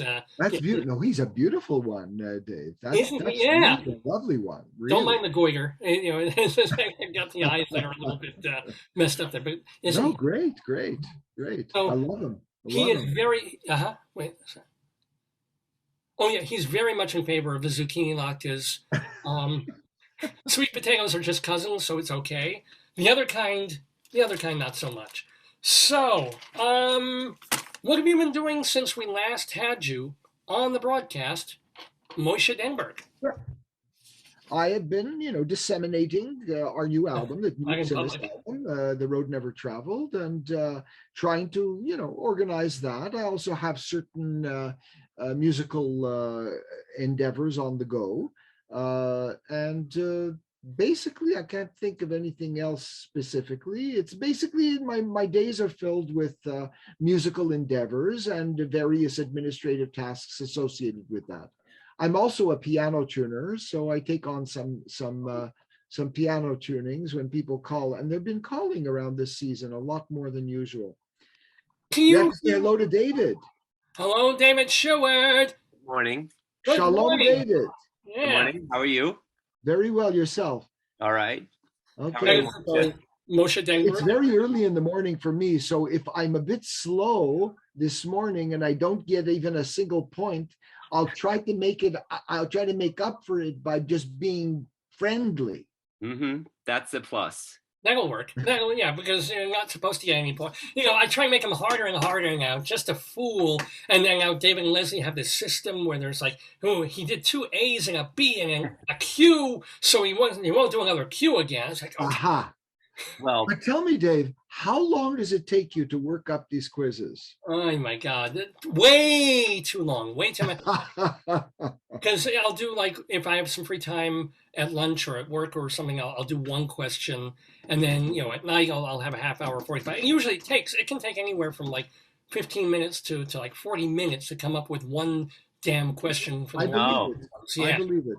Hold on a second. I think the light here is too bright on my face. It is a little bit. You're kind of in a ghostly manner. How was your week, David Sheward? It was okay. It was busy. Well, let me see. I saw Mrs. Doubtfire And were you as meh about it as all the other critics? No, I'm in the minority. I really liked it. I thought it was cute. Okay. I thought it did its job, which was to entertain the families, and it had its flaws, but Right. I thought it was fun. So my review, which will be coming out soon, is on Theater Life and Cultural Daily, is in the minority, where I said it's fun. Rob McClure, who plays Mrs. Doubtfire, is really great. He deserves a Tony nomination, whatever happens, and it's a fun show. Oh, good. Oh, yeah, I'm happy to hear it, because it was one of the shows that's been opening up just before the winter season that I saw. Like, when even announced it, I was like, you know. But Yeah. Company, yes. And Company, I was supposed to see it last Saturday. Yeah. But Patty LuPone got sick.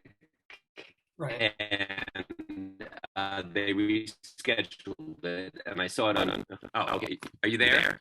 Yeah, David, are you there? We had an unstable connection. Don't go away, anybody.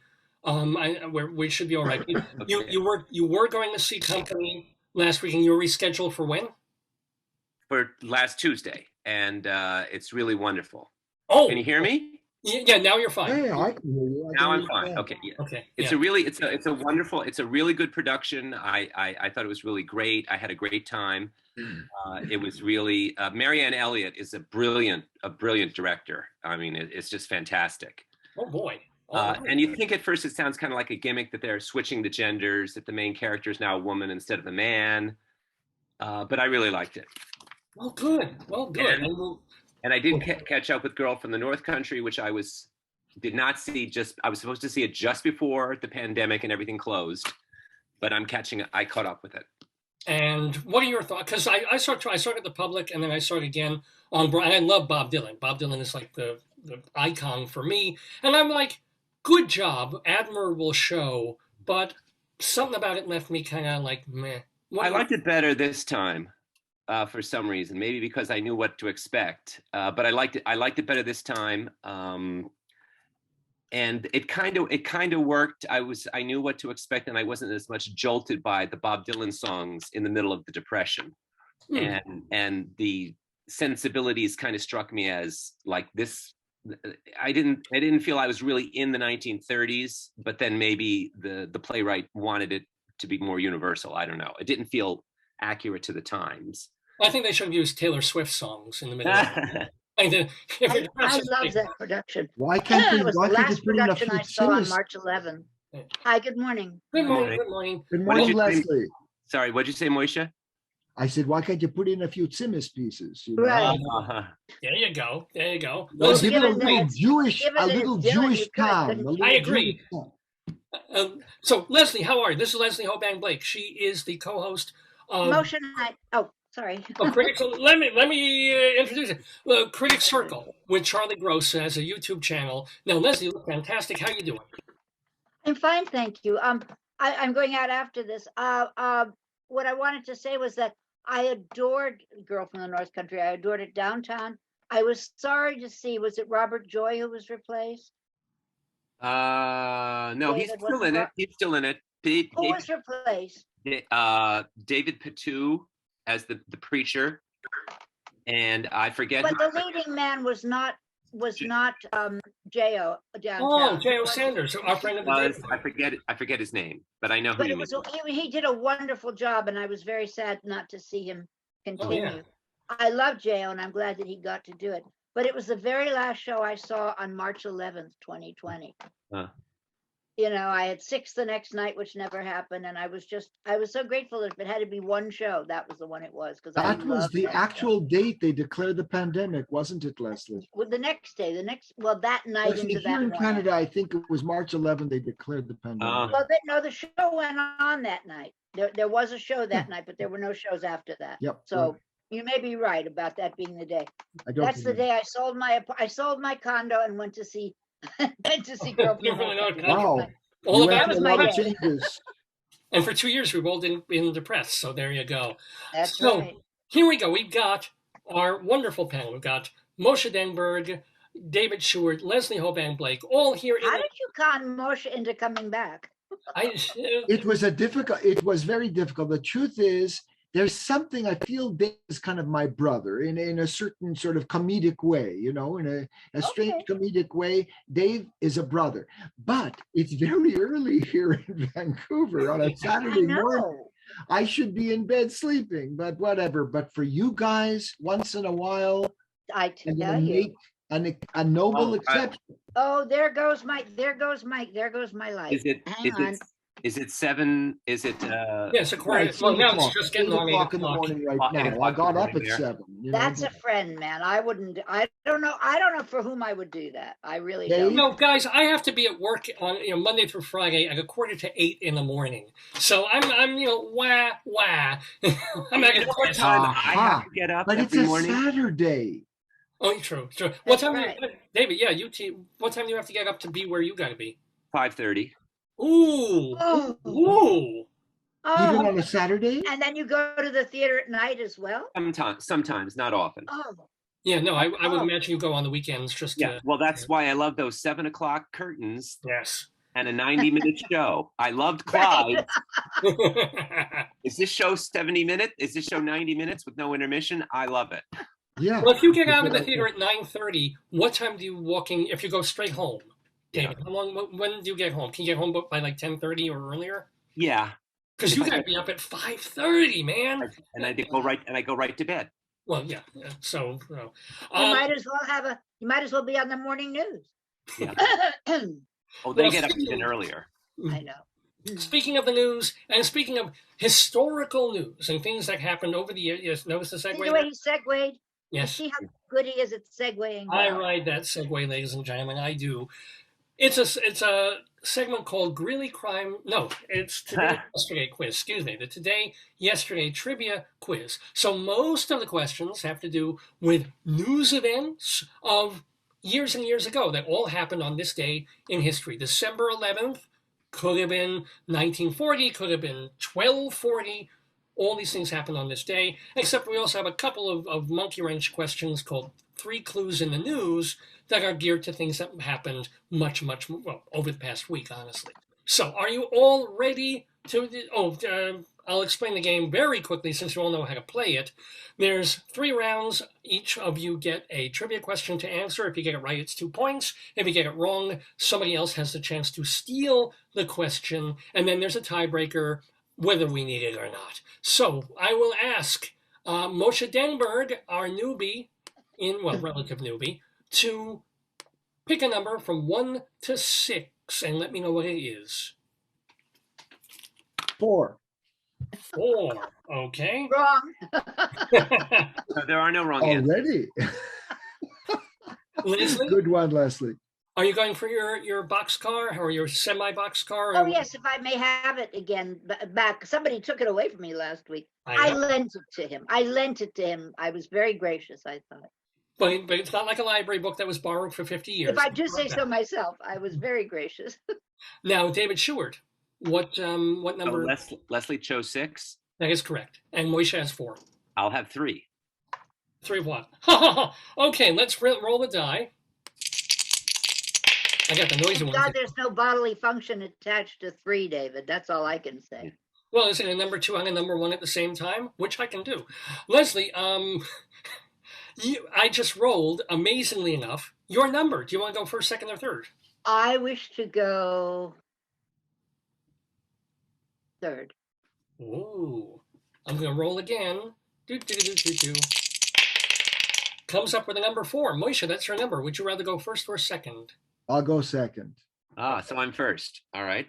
There we go. First in all things, ladies and gentlemen, we begin our Today Yesterday trivia quiz, which will only run about 3-4 hours. So here we go. Let's not have a repeat of last week. No, last week was a little twisted out of shape. No, I have to go out today, so I'm going to be quiet. It's okay. Here we go. David, this is not a multiple choice question. Oh, okay. The year was 1719. Oh. New England colonists were sent into a panic today, many of them fearing the biblical Last Judgment. No. Canadians would have just told them to calm down. What was the colorful reason for their terror? Wait, who told them to calm down? I would have. I'm saying would have if they could have. The year was 1719. New England colonists went into a panic today, many of them fearing the biblical Last Judgment. If they talked to Canadians, Canadians would have just told them to calm down. What was the colorful reason for their terror? Colorful, so it's got a color in it. And what would Canadians say? And this would have been a good question for Moshe. Well, we'll see how you do it, Mike. So it's probably some kind of eclipse or some kind of a red sunset, red, blue or gold. I'm okay. I'll say they were upset because they heard Ella Fitzgerald singing "Red Sails on the Sunset" on the radio. There was a red sunset.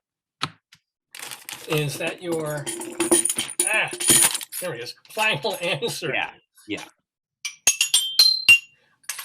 I'm afraid the sun will set on that answer. It's not correct, David Sheward. So we're going to... Moshe, since you were last here, David now has a complete orchestra.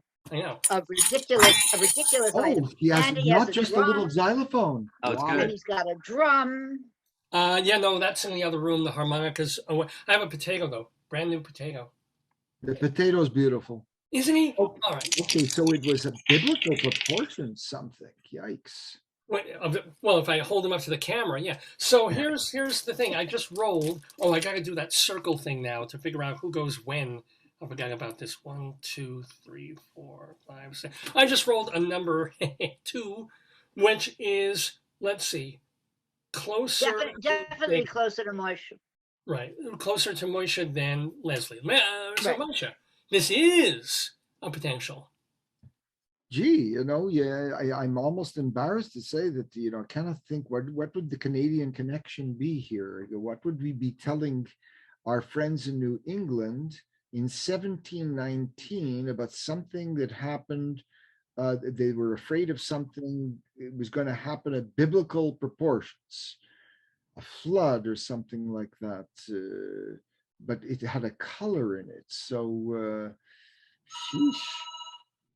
What could that? That's them calling. A friend cannot phone you. That's the. That's sorry. In other words, a friend calling you, like who wants to be a millionaire? You're thinking. I do. I don't know. The redcoats are coming. I don't know. Oh, just a second. Something of biblical proportions. What could that be? An earthquake, a black, and it has a color in it. Gee, you've got me stumped here.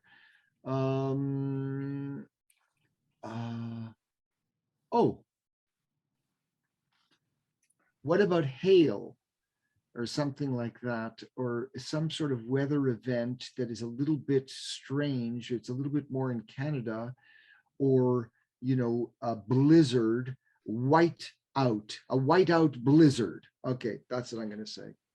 Is that your final answer? I guess so. I don't want to take up your whole morning. Oh, that's it. Take.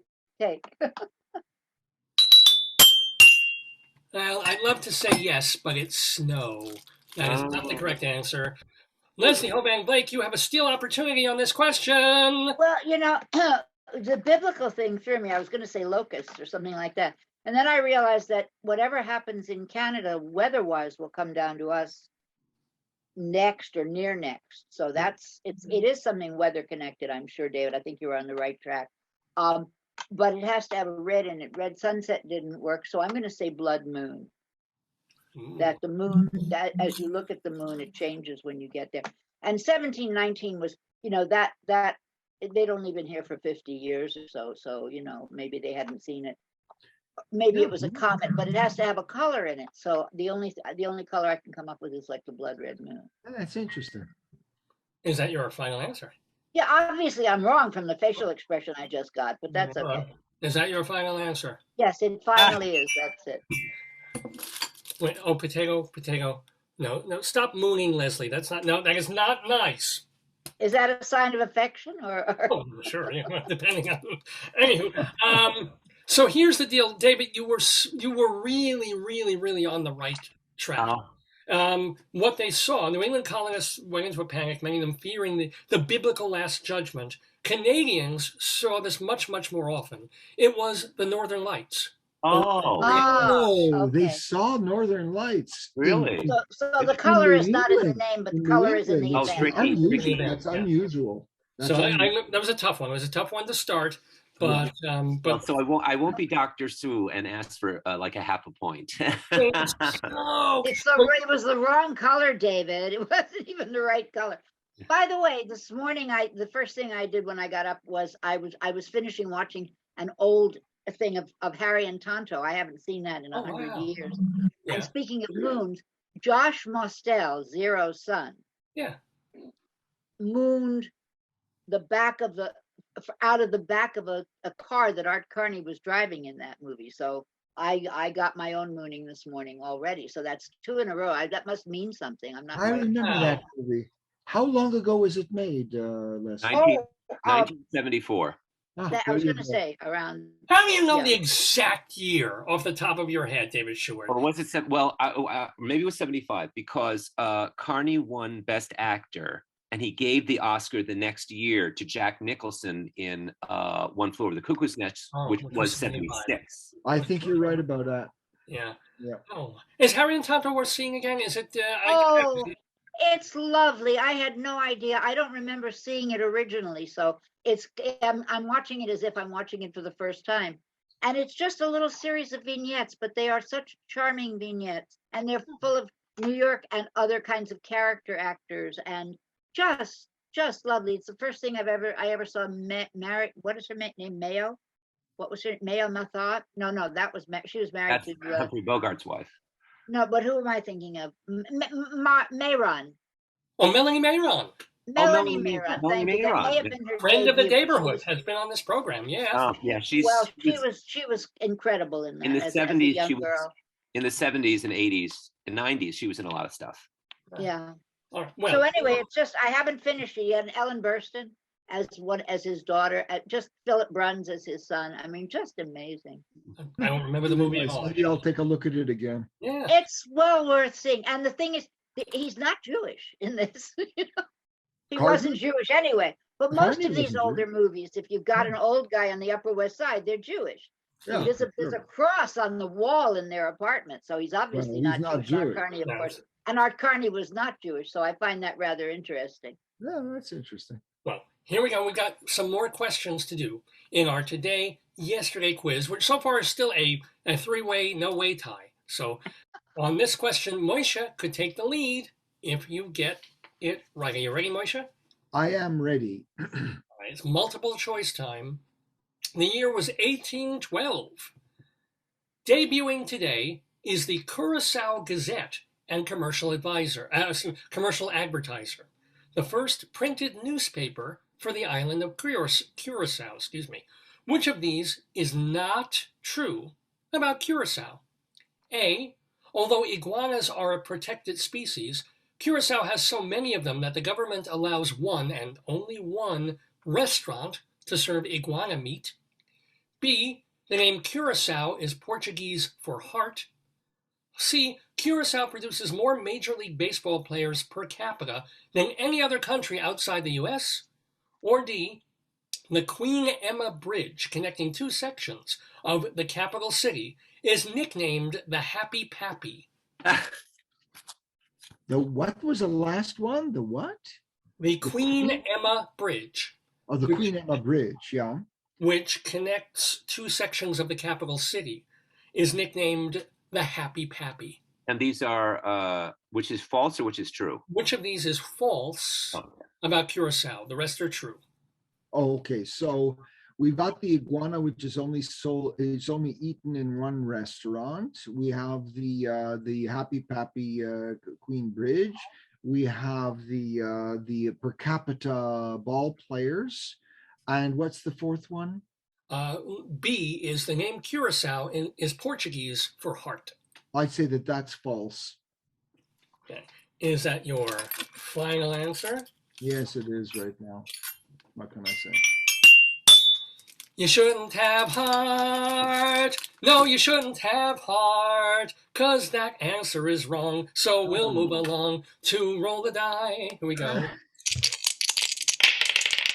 Which comes up to number 5, which is closest, I do believe, to Leslie. Yeah. Leslie Hoban Blake, you have a chance to steal this We question. need to have the letters and the bare bones of the fact on it. Yeah, by all means. So A is iguana meat sold in Okay. only one I restaurant. got it. Iguana meat's all I need. Go ahead. C is more Major League ball players than any other country. Right. D is the Queen Emma Bridge being nicknamed the Happy Pappy. Okay. Just thinking out loud, if it's a queen somebody bridge, why would it be called a Happy Pappy? That makes no sense to me. If it's a queen, it should have a female, whatever the like Queenie Genie or something, if you're going to do something like that. So that's the one that jumps out at me. I don't know anything about baseball players from Curacao. And there was a movie called Curacao, wasn't there? There was Macau. No, there was one. Macau. Yes, both Macau and Curacao. And Curacao, yeah, okay. I think it was a Was horror. Was Rita Hayworth in both of them, or only in Macau? No, I think Curacao was a bad Jane movie Russell. with George C. Jane Scott. Russell. Oh, wow. Okay. Oh, that's Really funny. really bad film. So I'm going to go with the Happy Pappy. It's false. Yeah, it's false. Letter D. So, Leslie, you should know that the 3 languages spoken in official languages are English, Dutch, and Papiamentu. Papiamentu. And yet you are correct. That was the wrong answer. Fooled you there, or didn't fool you actually, because Leslie gets 2 points. So here's the deal. The Queen Emma Bridge does have a nickname. They call it the Swinging Old Lady. See, I knew it had to be a female thing because it's the queen. I don't want to discuss swinging old ladies. Thank you. There goes Granny swinging on the outhouse door.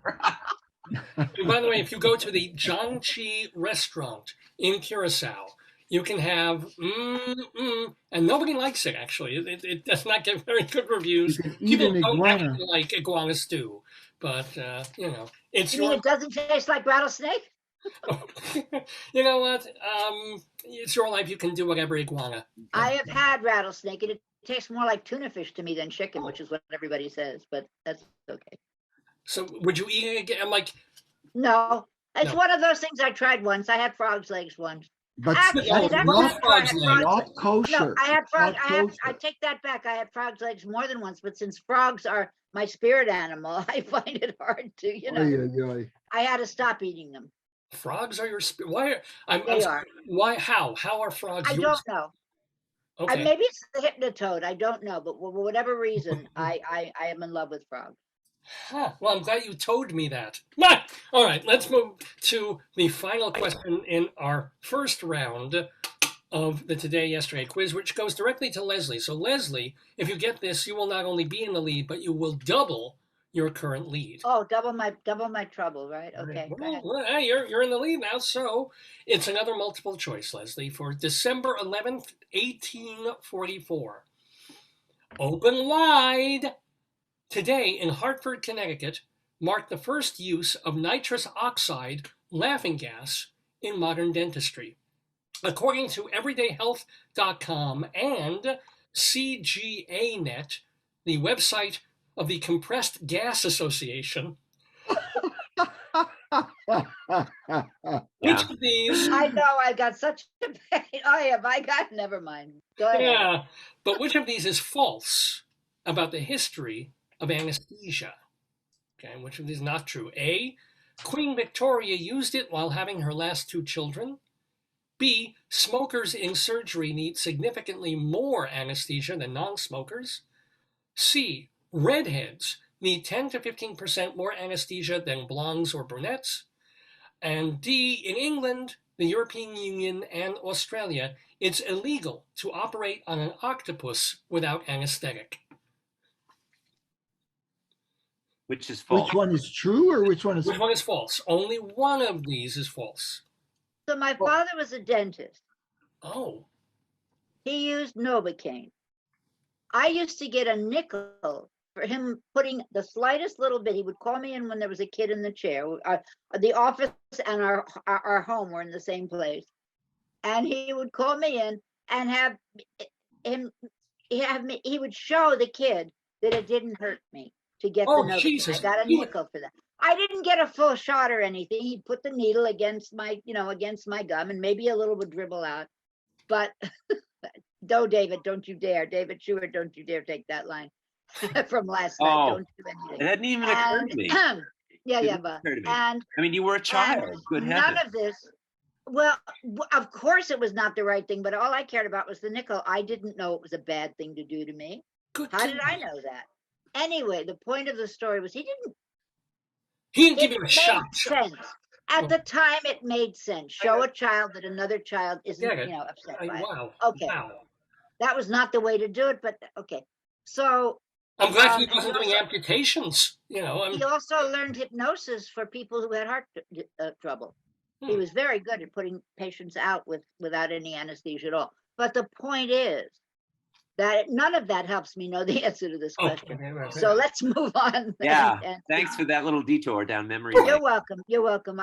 That's my alley, detour alley. That's moi. It's part of the point of the quiz anyway. So, but we do have these. I'll read them again. You don't have to. Queen Victoria. Queen Victoria was A. Wait, I can't read my own writing. Smokers need more was B. You had 2 children with anesthetic. Right. D was, you know what? I can't read my writing. You better tell me again. I wrote it down. As David mentioned, smokers was B. That they smokers. That's what that word is. Okay. C, redheads. Redheads, and D was. In England, European Union, and Australia, it is illegal to operate on octopus. Right. Oh, Jesus. In England, the European, and what? England? Australia. Well, Australia would have octopi because they're on the water. England is not on the water in the same way. I don't think there are any octopi in the Thames. I lived there for a few years, and I never remember octopus sightings in there. So, and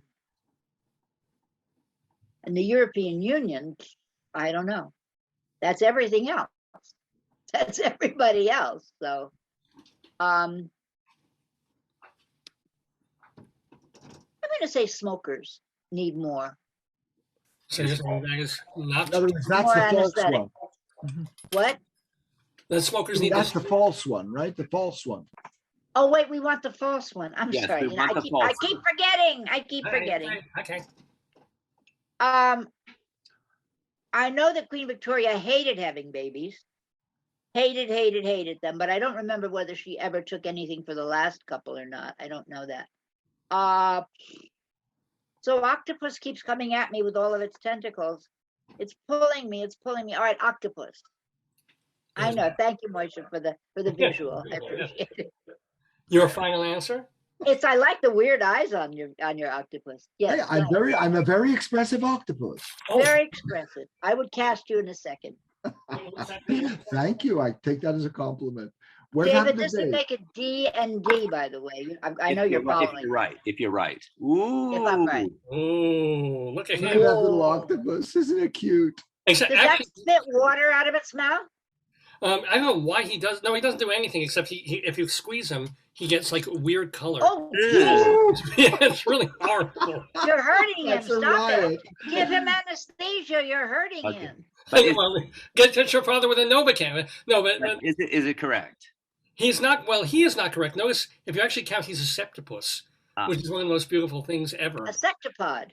Yeah, and he's really cute. But he's here to tell you that is not the correct answer, Leslie Hoban. I think so. Okay. Okay. Go steal, fellas. Go have fun stealing. Let's see. We come up with a number 3, which is David's number. David, you can tie the game. All right. Okay, so we've got Queen Victoria used anesthetics for her last 2 babies. That's A. Smokers need more than non-smokers, B. And redheads need more than blondes or brunettes. Now that sounds really false. I don't see what being written, but you never know. You never know. I don't want to be counterintuitive here. Yeah. And we've already eliminated D, so we know it's not 2 Ds in a row. The pattern of A, B, C doesn't make sense. We can't tell. That's not going to help us. Stop playing that anymore. Can I stop trying to work that out now? You can do whatever you want. You know, Whatever I want. I know. I'm a grown up. do whatever you want. Okay. Smoke. I think smokers would need more because they've got. Would they need less because they got something. No, it's a stimulant. I'm helping you. Isn't smoking a stimulant? Well, why are you helping him? Okay, all right, but then it would Maybe be. they do need more. All right, you know Why what? am I helping him, Leslie? Because I'm a fool. I'm a fool. You're next. You get it next if he doesn't get it. That's Stop true. helping him. All right, you know what? I'm going to say that it's false that redheads need more. That's what it just seems logical, and I'm probably wrong, but I'll see. Final answer? Yes. Well, David Sheward, this is obvious anyway, but you're obviously very well read. That is the correct answer. There was a whole internet thing or meme years ago that redheads feel more pain and redheads feel pain differently and redheads need more anesthesia. No, it's been debunked. They need the exact amount that everybody else needs. It is true that smokers do need more, significantly more anesthesia to put them out. Okay. And what's kind of cool is that Queen Victoria, for her last 2 kids, she wouldn't let them do the other thing. It was chloroform drops that they gave her. And there were still people who were against it and who were saying that she should not do it because the Bible says women should give birth in sorrow. And she was like, no, we should not. Give me the drops. And she...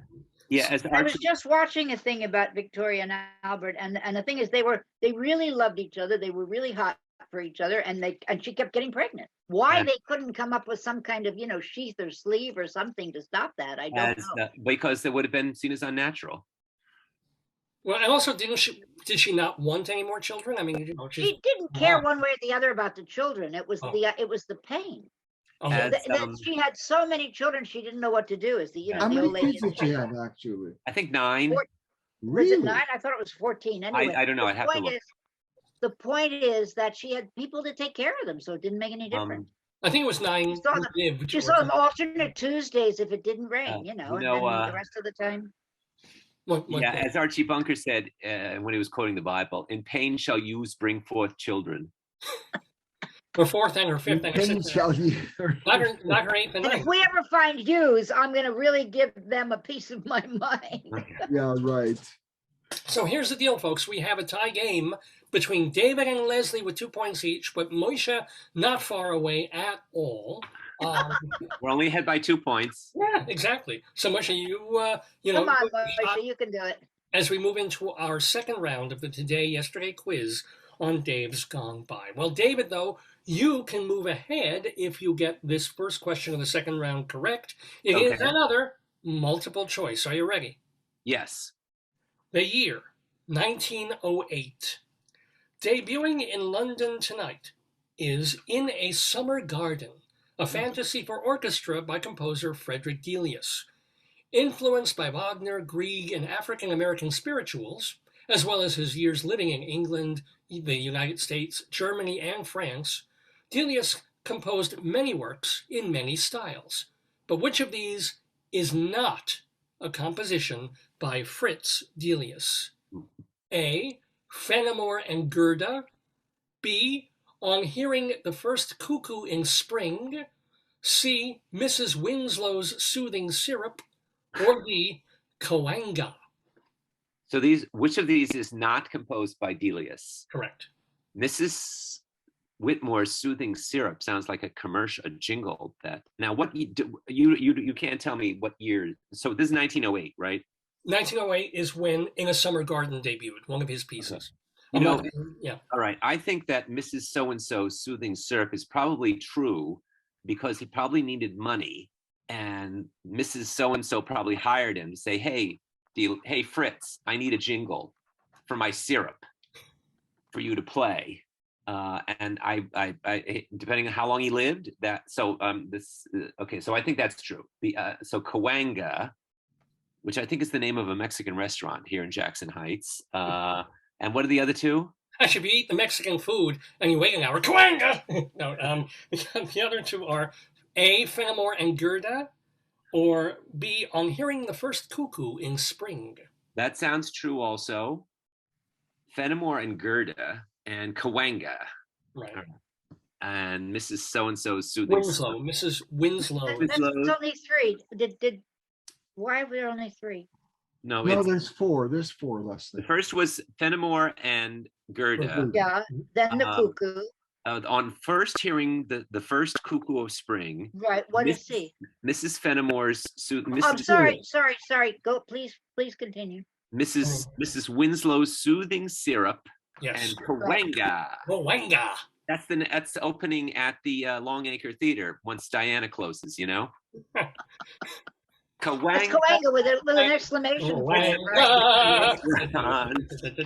Yeah. It's a Mexican restaurant. And I dressed as Mrs. Doubtfire to see my kids. And then I... Yeah, go ahead. Try and bring in something. David's feeling good this morning. And then I take LSD with Cary Grant and Aldous Huxley and Claire Booth Luce. Have you seen that one yet? Not yet. Next week.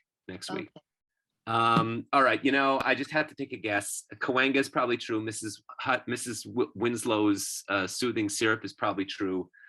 On hearing the first cuckoo of spring is somebody probably wrote that. So that's the less obvious one. Okay, I'm just going to say on hearing the first cuckoo of spring. Is that your final answer? Sure, why not?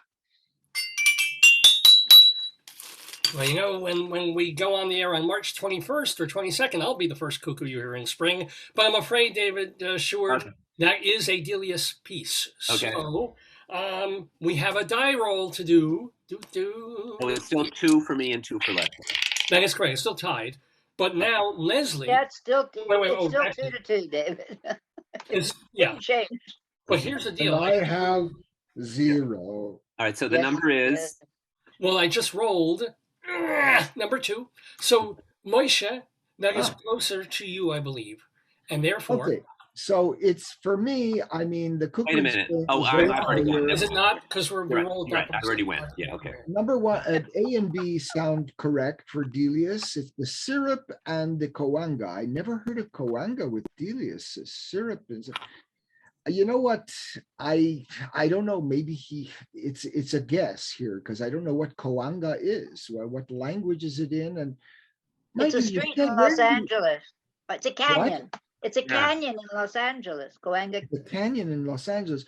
You said, Dave, if you don't mind saying, where did he live? He was living in England, but you said something about his bio. He was in other places too. Right. Well, that was the thing. He lived. I'll read the question again. He debuted this fantasy on this date, influenced by Wagner, Grieg, and African American spirituals, as well as his many years living in England, the United States, Germany, and France. Delius composed in many works in many different styles. Okay, I'm going to go with the syrup that's false. I mean, it's obvious, and yet David gave a great counter psychological or counterintuitive argument that it is correct. But I'm going to say, forget about the commercials. Delius did not write the syrup. Is that your final answer? Final. Call it final. Well, that was very, very smooth of you, Moshe. You are correct. I got 2 points. I can go home and I can tie game. Go back to bed. I outtaught myself. I thought actually. Thank you for that. Was a sexual reference. I'm sorry. Am I the only one who thought that? Wait, what? Oh, no, what? The sexual references, Leslie. This is a Jewish program. Oh, God. I'm Mrs. Winslow, and my soothing syrup will help you to a better orgasm. No, you're all missing. That's what I want you to know. Joyce, are you with me on this? Joyce, hello. No, Joyce is in another room. Joyce is not here. Okay. You know, Delius was a little bit of a All right. So he was a bit of an oddball, Delius. You know, he was a bit of a sick Yeah. puppy at the end so of his David, life. are you going to give us the background to the Right, choice? well, a little bit. Just so you know, both Fenimore and Gerda, or all three, Fenimore and Gerda, and Coanga are operas by Delius. Ah, they're operas, right. Whereas On Hearing the First Cuckoo in Spring is a tone fantasy. poem. Ah. by Tone Delius. poem, yeah, fantasy. Whereas Mrs. Winslow's Soothing Syrup is a piece for wind quartet by Edward Elgar. Oh, yeah. How do you like that? great. Elgar wrote that. Yeah. How about that? It sounds like something by Satie, because he had a piece in the shape of a pear. You know, he had these sort of associations with his music, right? But Elgar, I wouldn't have thought of that. Yeah, I know, but what? Listen, guys, I'm on the a roll. I commercial got thing. 2 points. Yeah. So David, that was 2 C's in a row, right? Yes, we have a D and 2 C's. Oh, you count that? Which would get us kicked out of any decent college around these days. Ay. I'm not writing this down. So you have 2 D's and a C so far. How do you like that? 1 D and 2 C's. 1 D and 2 1 C's. D and 2 C's. Okay, we I'm got sitting on my 2 C's. Which might mean absolutely nothing. But It hasn't meant very much recently, but that's okay because David Lefkowitz is on to us. So yeah, okay. I followed in David's footsteps, and then Dave Lefkowitz got on to us. So that well, that's trying to step one step ahead. Because we told him, David Sheward, we didn't leave it between us. I should have just kept my mouth shut about that. Yes. Well, here we Okay, go. I'm counting now. I'm counting. Well, there's no letter involved in this one because our next question, which goes directly to Moshe, is our 3 clues in the news. Oh, yeah, here's there it goes. Very different kind of a question. There are 3 words. Okay, the words are not connected to each other. Each of these words is connected to the word we're looking for. So it could be word blank or blank word, for example, as we usually give, what's the one? It's like if I were to say sweet, couch, vegetable, or latke, your answer would be potato. There you go. So it works like that. And the answer, though, to this will have something on some level to do with something that happened in the news this week. Okay? Are you ready, Moshe? As ready as I'll ever be. All right, here we go. 3 clues in the news, and the words are power, dark, race. Power, dark, and race, and it's connected with news. So power, dark, and race. Let me see. What has been in the news which has to do with a race of some sort or racial? I wonder whether race is referring to racial or race. I follow a lot of the news and I just can't think of this one. Let's see. What would have been going on that has to do with power? Is there a power outage? It turned dark.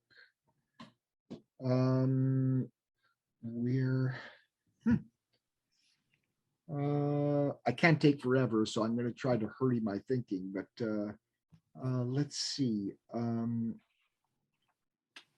What happened?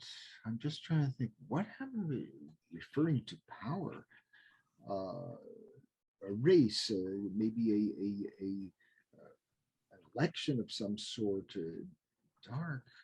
Well, just remember that, again, there are 3 words that are not connected to each other, and the words aren't necessarily connected to the news event. The words are connected to a word that is connected to a news event. Oh, I see. That's what it is. Right. Power,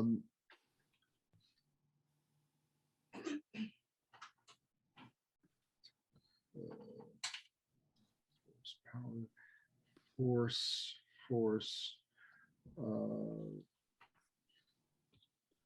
I'm drawing a big blank here. Race.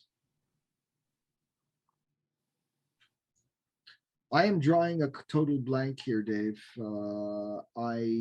I really don't know what these three words are connected to. Just a second. What power? If just to plug your latest project. Yeah, or MosheDenburg.com. If you have that website, you can just say, "Hey, hey, you want power? You want the dark force? It's simis.net." Is that your final answer? Yeah, that's it right now, Dave. I'm drawing a total blank.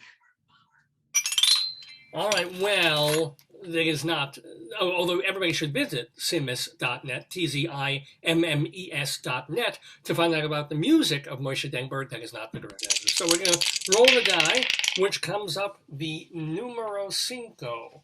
Now, cinco is between Moshe and Leslie, closest to Leslie. Leslie. Our stuff. 3 clues in the news. Okay, so I've been sitting here running them through my head, obviously. And I'm torn between 2, and I think only one works, and I'm not even sure if it's got anything to do with. I'm going to say water. Ooh, is that your final answer? Yeah, well, obviously you never thought of that, so that's wrong. Water From that sound, that's wrong. Oh, so it's. I see power, water power. Force, water force, water, dark water. No, I was thinking of Flint, Michigan, and the water thing. Well, there was a huge storms here. We had incredible floods in BC. Oh. I mean, but that's recently in the news. That's what I was thinking, but I couldn't quite get all of the words together. Anyways, Leslie, I'm sorry to disturb you. I do interrupt. No, you're not. Please, you're not disturbing. There's nothing to disturb. Nothing. I'm disturbing. On. Believe me. Anybody watching knows I'm disturbing.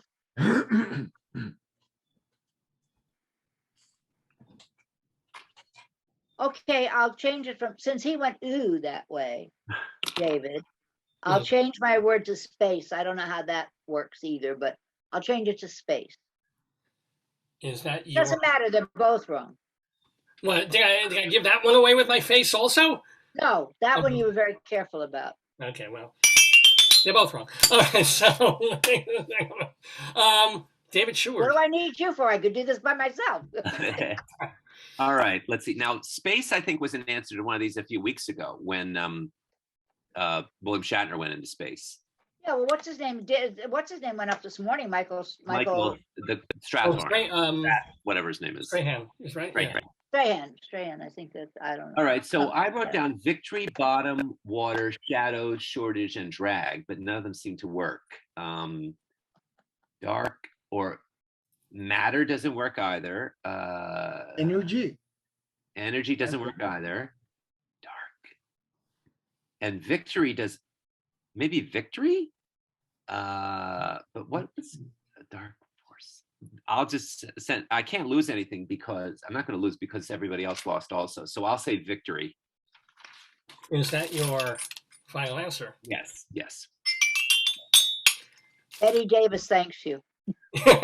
Well, I'm afraid that victory turns into a loss. No, that is not the correct answer for any of these.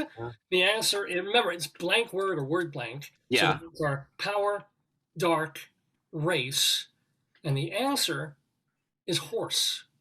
Oh. Dark horse, power, horsepower.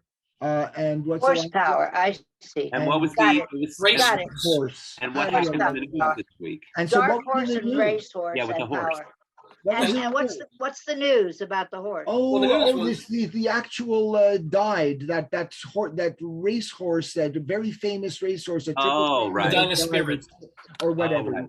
What's his name? Medina Spirit. Medina Spirit. Because of the Derby, but was tested drug positive after the Kentucky Derby, and then the horse died of a heart attack at the age of 3. Yeah, that's days ago. So they're conducting it. And Baffert, the guy, he swore on a stack that he didn't drug him, that it was some ointment or something like that, right? Because he was a very important. Right. So but he also had another horse that was in the next year. Another horse had the same problem from his stable. And he's still saying that he didn't do anything. It was like an allergy medicine that happened to have a little bit of So and now a 3-year-old. I drank a Coke. That's where the cocaine came from. I drank a Coke. Anywho, We still have a tie game, though. We still I have- happened to be smelling something and I snorted it, That's true. You know, there was cocaine in Coke originally. That's where the name came from. Actually, that's correct. That's that's why they made it so addictive. We live in the wrong times. What can I say? Go ahead. Well, actually, I still have never gotten a full answer on this. Is there such a thing as a contact high?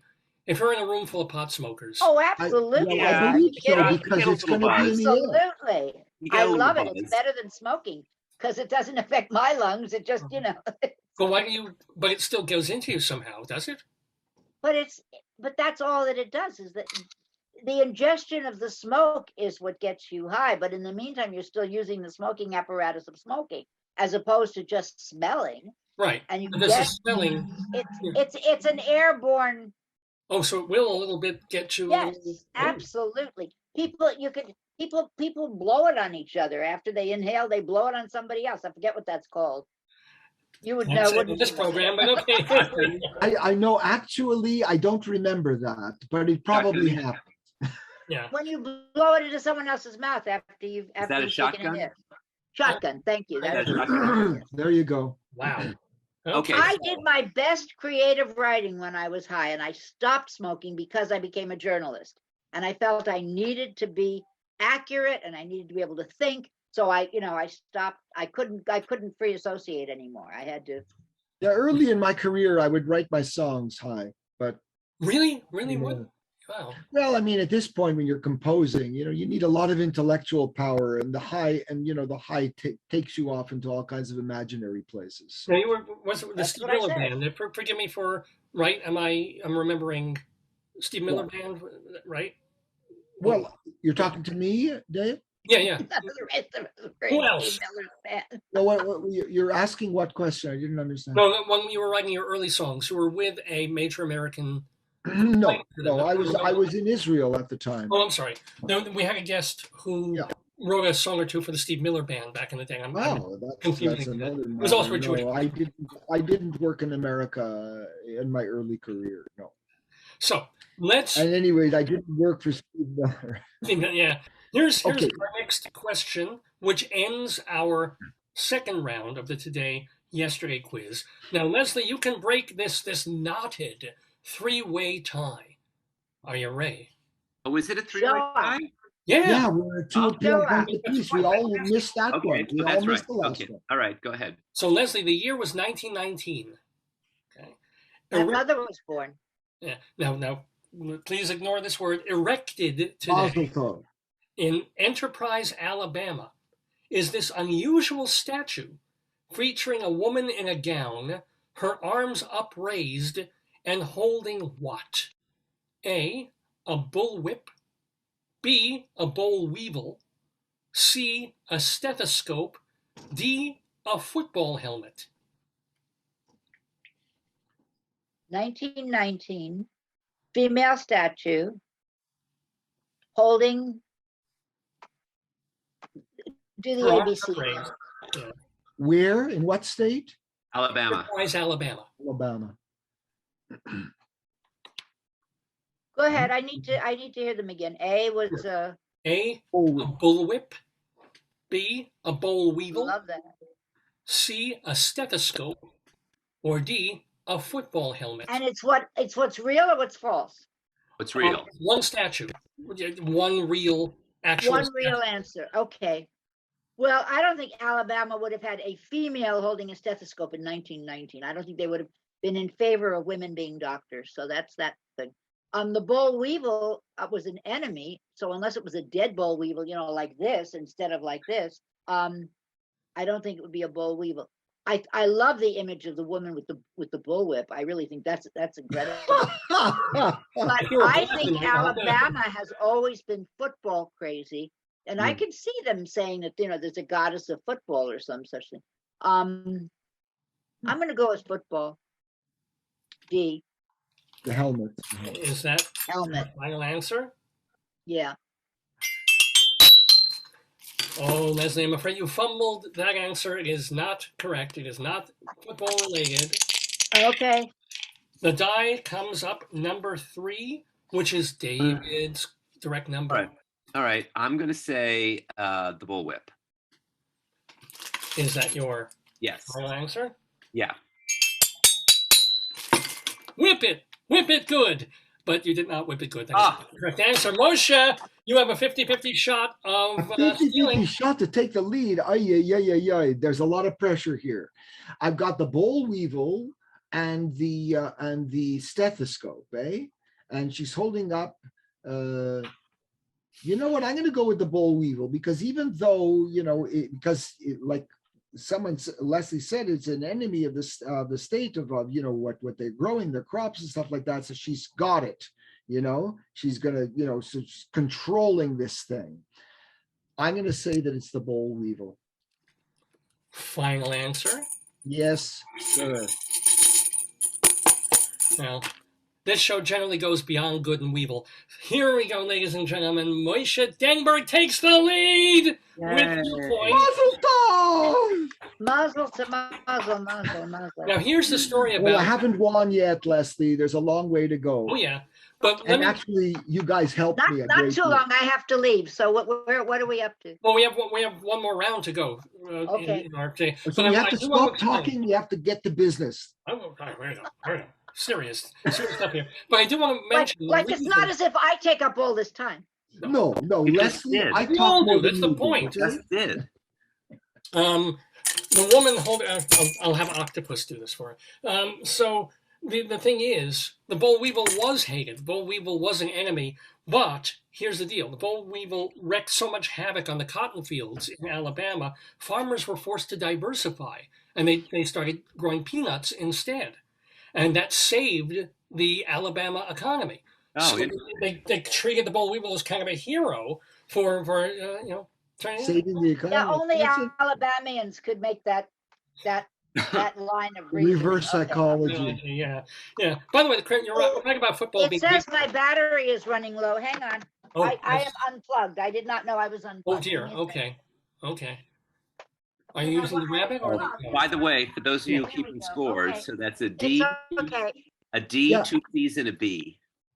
That was a B. That was. That was a Yeah, B. the boll I wasn't weevil going was to a say. B. I wasn't going to say.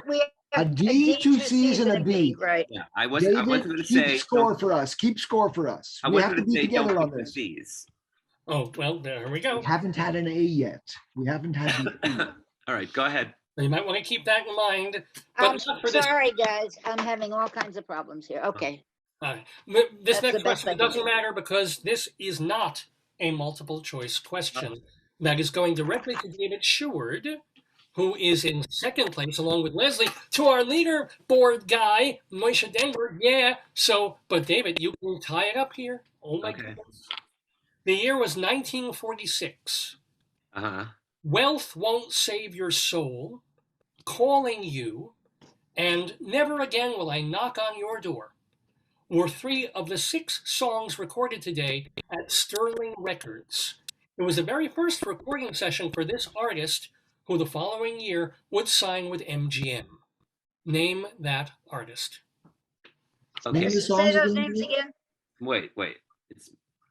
Go ahead. It's David's question here. My question. Wealth Won't Save Your Soul, Calling You, Never Again Will I Knock on Your Door were 3 of 6 songs in the first recording session. In what, 46? 1946 for Sterling Records. Okay. The next year, this person was signed with MGM. Right. Okay, so it was obviously someone who sang and acted. It's not Judy Garland because she was already there. It's too early for Johnny Ray, and I think he only did like 1 movie for 20th Century Fox. No business like show business. And it's not Frank Sinatra. I don't think. Maybe it is Frank Sinatra. Say the titles again. Excuse me. Wealth Won't Save Your Soul, Calling You, Never Again Will I Knock on Your Door. I don't think it's Frank Sinatra. Well, before David, you're going down the wrong rabbit hole. David Lefkowitz, remind him that it's MGM Records, not MGM Studio. You said MGM. You didn't say I record. just said MGM. You just said MGM. So it could be either. It could be I just gave you a giant clue. Okay. Oh, okay. Well, it could be a singer. 1946. So maybe it is MGM Records as opposed to acting. Oh God, 46. Calling you when I'm. Oh no, it's not Jeanette McDonald. They already did that. And it's too early for Elvis. All right, I'm just gonna guess. Dinah Shore. Is that your final answer? Yeah.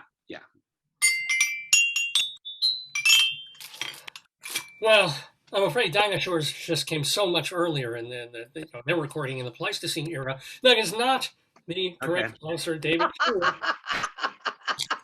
Well, you know, there's a documentary. That was a good one, David. There's a documentary. There's a documentary out called "When Dinah Shore Ruled the Earth." Really? That's cool. Which I stole from Wendy Wasserstein and Christopher Durang. They wrote a play by that title. Really? Oh, yeah. I read that one. Anyway, when they were both students at Yale. Yeah. Here's the thing. I just rolled a number 3, which is Moshe Denburg's number, which means it was already in the lead. Okay, listen, I had this in mind as soon as you mentioned it, and I'm going to say it right now. I do not know whether this is on or not. I'm going to say Bing Crosby. Is this your final answer? Yes, sir. I'm afraid life is not a bowl of Bing cherries for you, Moshe. Yeah, Bing was recording, I think, long before 40s. Was he recording that long before? Oh, yeah. In the 20s and 30s. So when sound came in, that was now, Leslie, you can tie Moshe. If you Crosby is the reason we have CDs, because he developed the tape so that he could do tape recordings when he was doing his radio show. I read that recently. I don't remember why. Didn't he also make sure that we had dates on the milk? I don't know. That was Al Capone. That was Al Capone. That really was Al Capone. That was Al Capone. Moshe, if you were here last week, you got to my hair here. Okay. Wow, I'm learning so much around here. I know. This is a game of giving everyone information. Please. Yeah, basically. Yes. Leslie, it's up to you. What do you say? Okay. Well, I wrote down Peggy Lee. I'm trying to go by the date, and I don't think they were hiring any black performers at that point, because the first one sounds almost like a gospel song. Wealth won't save your soul, unless it was a swing number. When in that case, I would hear Bing Crosby singing it in my head.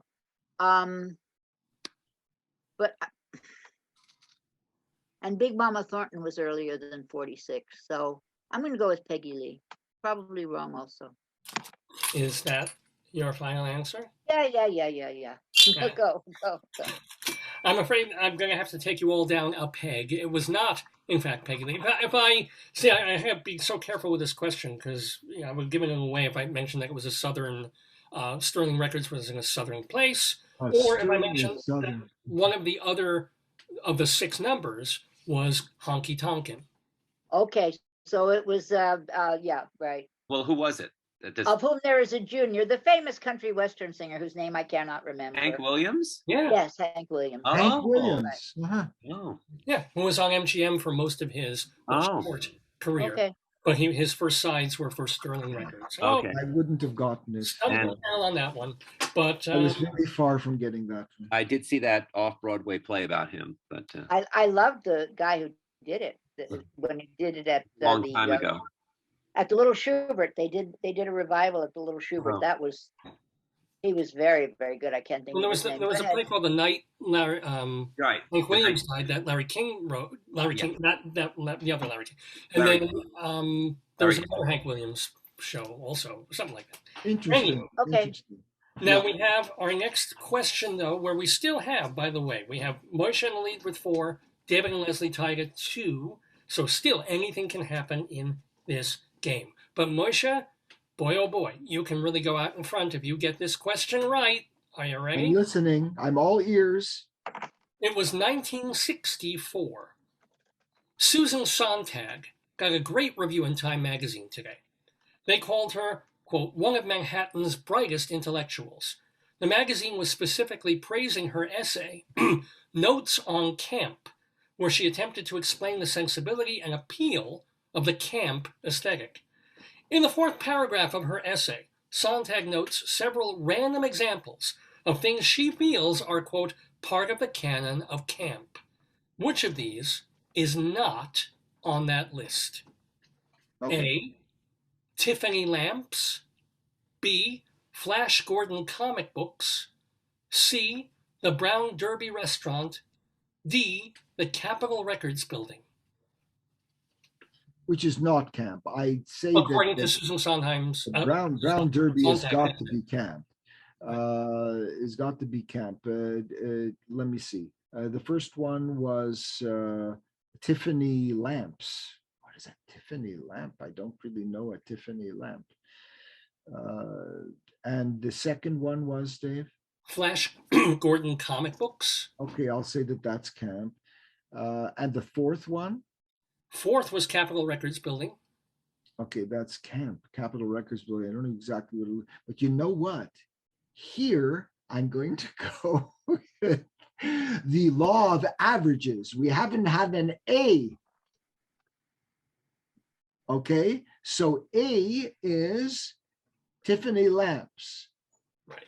I have no idea what a Tiffany lamp is, but if it's a sophisticated little bauble or something, it's not a camp, it's too sophisticated. I'm going to say it's a Tiffany lamp is not camp. And is that your final answer? It is my final answer, live or die. Well, even though you're very bright, Moshe Denburg, that is not the correct answer. She did include Tiffany lamps in her list of things that could qualify as camp. And Tiffany lamp, by the way, it's sort of like I love them. They're sort of an Art Deco stained glass looking lamp from like the 20s and such. But I didn't know that. They're not Art Deco as much as they're Art Nouveau. They're very florid. My father had a museum quality collection of them. Very nice, very nice. But evidently they didn't get to Canada, or at least not to BC. Well, they might have, but I am not that, I don't know. I don't have that much visuals, tactile sort of art in my life. And so I wasn't aware of it. Or maybe Tiffany lamps were not big here. I don't know. I don't know either. But what I do know is that, weirdly enough, it rolled 3 again. Okay. So 3 is David Sheward, and 3, or David can tie up the game. So it's not Tiffany lamps. That's A. B was Flash Gordon. Right. C was the Capitol Records building. C was the Brown Derby restaurant. The Brown Derby. And D was Capitol Records. Right. I'm going to go with the Capitol Records building. Is that it's your not camp? It's not camp. According to Susan Sontag. Yeah. Is that your final answer? Yes. Oh, quite capital of you there. Well done, David Sheward. You have tied the game with Moshe. That is the correct answer. Also on Susan Sontag's list of things that could be considered camp, operas by Bellini. I love this. Stag movies seen without lust. Brilliant. Cuban singer La Lupe, and women's clothes of the 20s. Or as it's a great essay. The quote from there is, camp sees everything in quotation marks. It's this wonderful definition. It's really great. So anyway, David Sheward, Moshe, the battle is on. But Leslie Hoban Blake, we got one more question in our final round as we play Today, Yesterday Trivia on Dave's Gone By, live on this Saturday, December 11th, 2021. It's the You've Got MAEL edition of the show, because in honor of our guests earlier in the show, Ishmael Reed and Carla Blank. So here we are. It sort of comes down to this, but we might have a tiebreaker anyway. But Leslie, you get 3 clues in the news. So you know how it works. Blank word or word blank, 3 words connected to another word that's kind of in the news. Are you ready? The words are house, giving, family.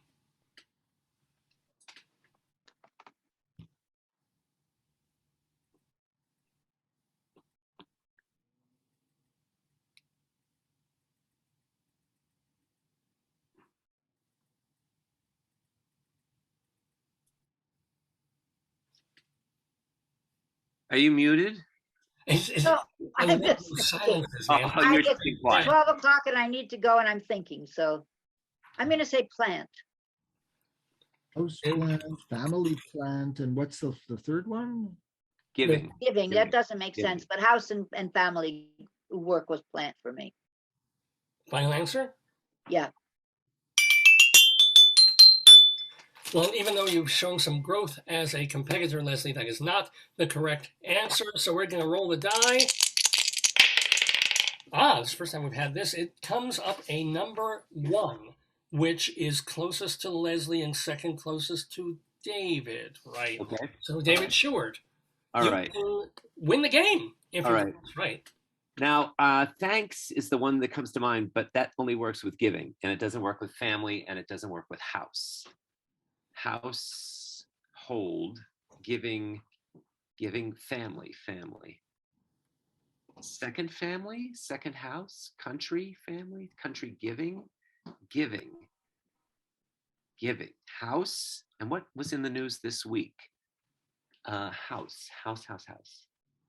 Family, house, hunter, house, blank house, or house blank, housekeeper, family, Giving, family. family, giving,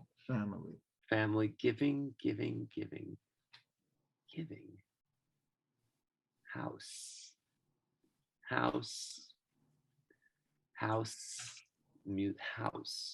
Oh, no, brick doesn't work either. Family meet, dinner, housewarming, dinner. Oh, I got it. I just got it. Dinner, house party. It's a party, warm. Family.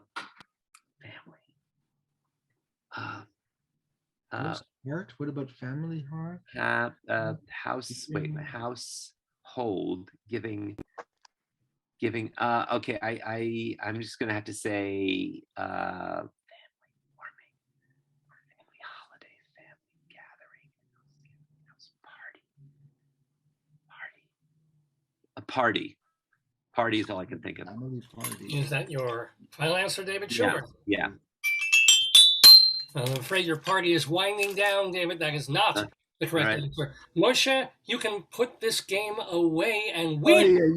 The pressure is too much. I wish I had Leslie's brain at this point because she seems to know what it is. Leslie, look at me. Can I tell him? Can I give him the answer? No. No fair. You can whisper. Okay, a house pet, but family pet, giving pet, pet giving.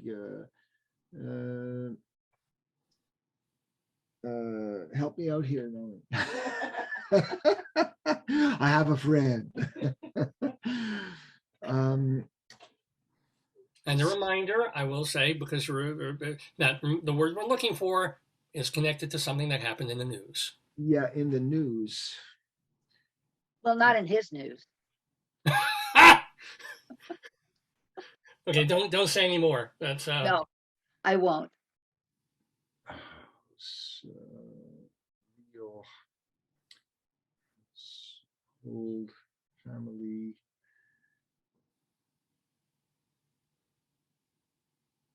I don't know. I can't think. You've actually gone white with despair. Yeah, actually, for some reason, it's started to. It's the setting in the because I was okay before, and now I have too much light on me, and I've all of a sudden become white. Yeah, please close the curtains, hon. Okay, just a sec. I won't take too much more of your time. And by the way, if you don't get this right, it's still a tie game, and we actually go into the tiebreaker. Oh, we go to a tiebreaker. Do I get a second chance at it? No. After no points. No points. You can't Dr. do Sue. that. That would be cheating. Dr. Sue. So, family doctor, house doctor, the giving doctor, giving what? Giving that, but he was trying Thanksgiving, but what's family thanks? Thanks family, no. Why would you say that? So, but it's impossible to find a word that fits all three of these things, damn it.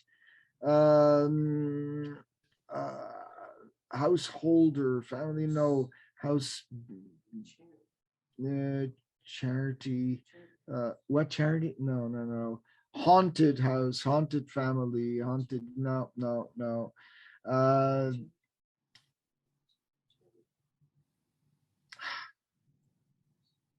I'm sorry, I cannot find a word that fits all three, and I cannot think of the thing in the news. I'm out of this question. Well, and so you answer with? Answer with haunted. Thimis.net, ladies and gentlemen. Thimis.net. Moshe Denburg's answer. So, Leslie Hoban Blake, would you like to? Tree. It's tree. And it's the Fox News tree. And it came too late. You know, I was on the right track with plant. That's I just didn't get absolutely forest right. tree. Well, what? Family tree, tree house. But what is tree? And Giving tree. Giving tree is tree. Shel Silverstein. The Giving greatest tree. children's book ever written, The Giving Tree. Yes. Among the Oh. greatest books ever written. That Okay, I is wouldn't that know. the What is answer? a giving tree, actually? What's a giving tree? It's a book about this tree that gives shade and comfort, and ultimately they chop it down so that they can use the wood. It's a terrible story. Well, It's an that's awful story. heartbreaking. It was up to me. Magnificent. But is If that, it was up- that is the answer, David? Tree. Yeah, oh yeah. If it was Tree. up to It's me, not Leslie, you'd be given the 2 points. No, Yes. Leslie No. Because I it's after the missed fact. it the first time. I don't even want the 1 point. I'd like to get on to writing down The something, and then tiebreaker. I gotta go. The Now, Sorry, guys, I Moshe, don't do you have mean a to be the piece one of who paper and a rushed it. pen? Do you Yes. have a I've got it. piece of paper and a pen? Good. Okay. So we have our tiebreaker, and this actually is meaningful because we have a tie game between David and Moshe. And Right. Leslie, this is just for poops and giggles. I but know. There we go. And it's not a multiple choice, but kind of cute, this one. The year was 1967.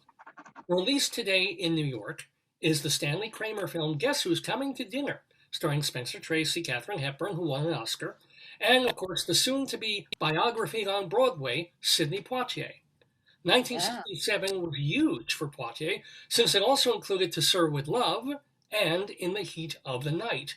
The latter was such a hit that it spawned 2 sequels. For 1 point each, name both. The sequels of In the Heat of the Night. Right.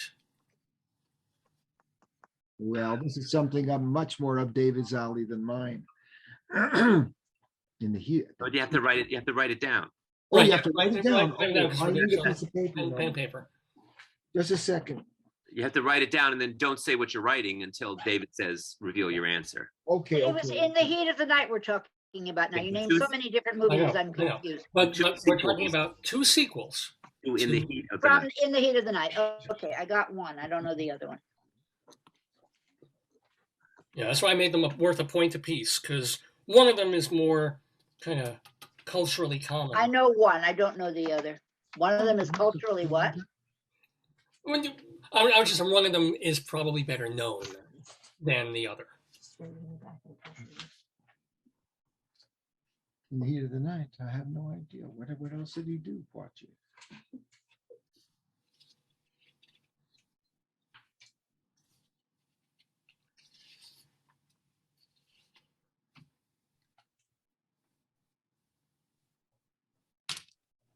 All right, ready?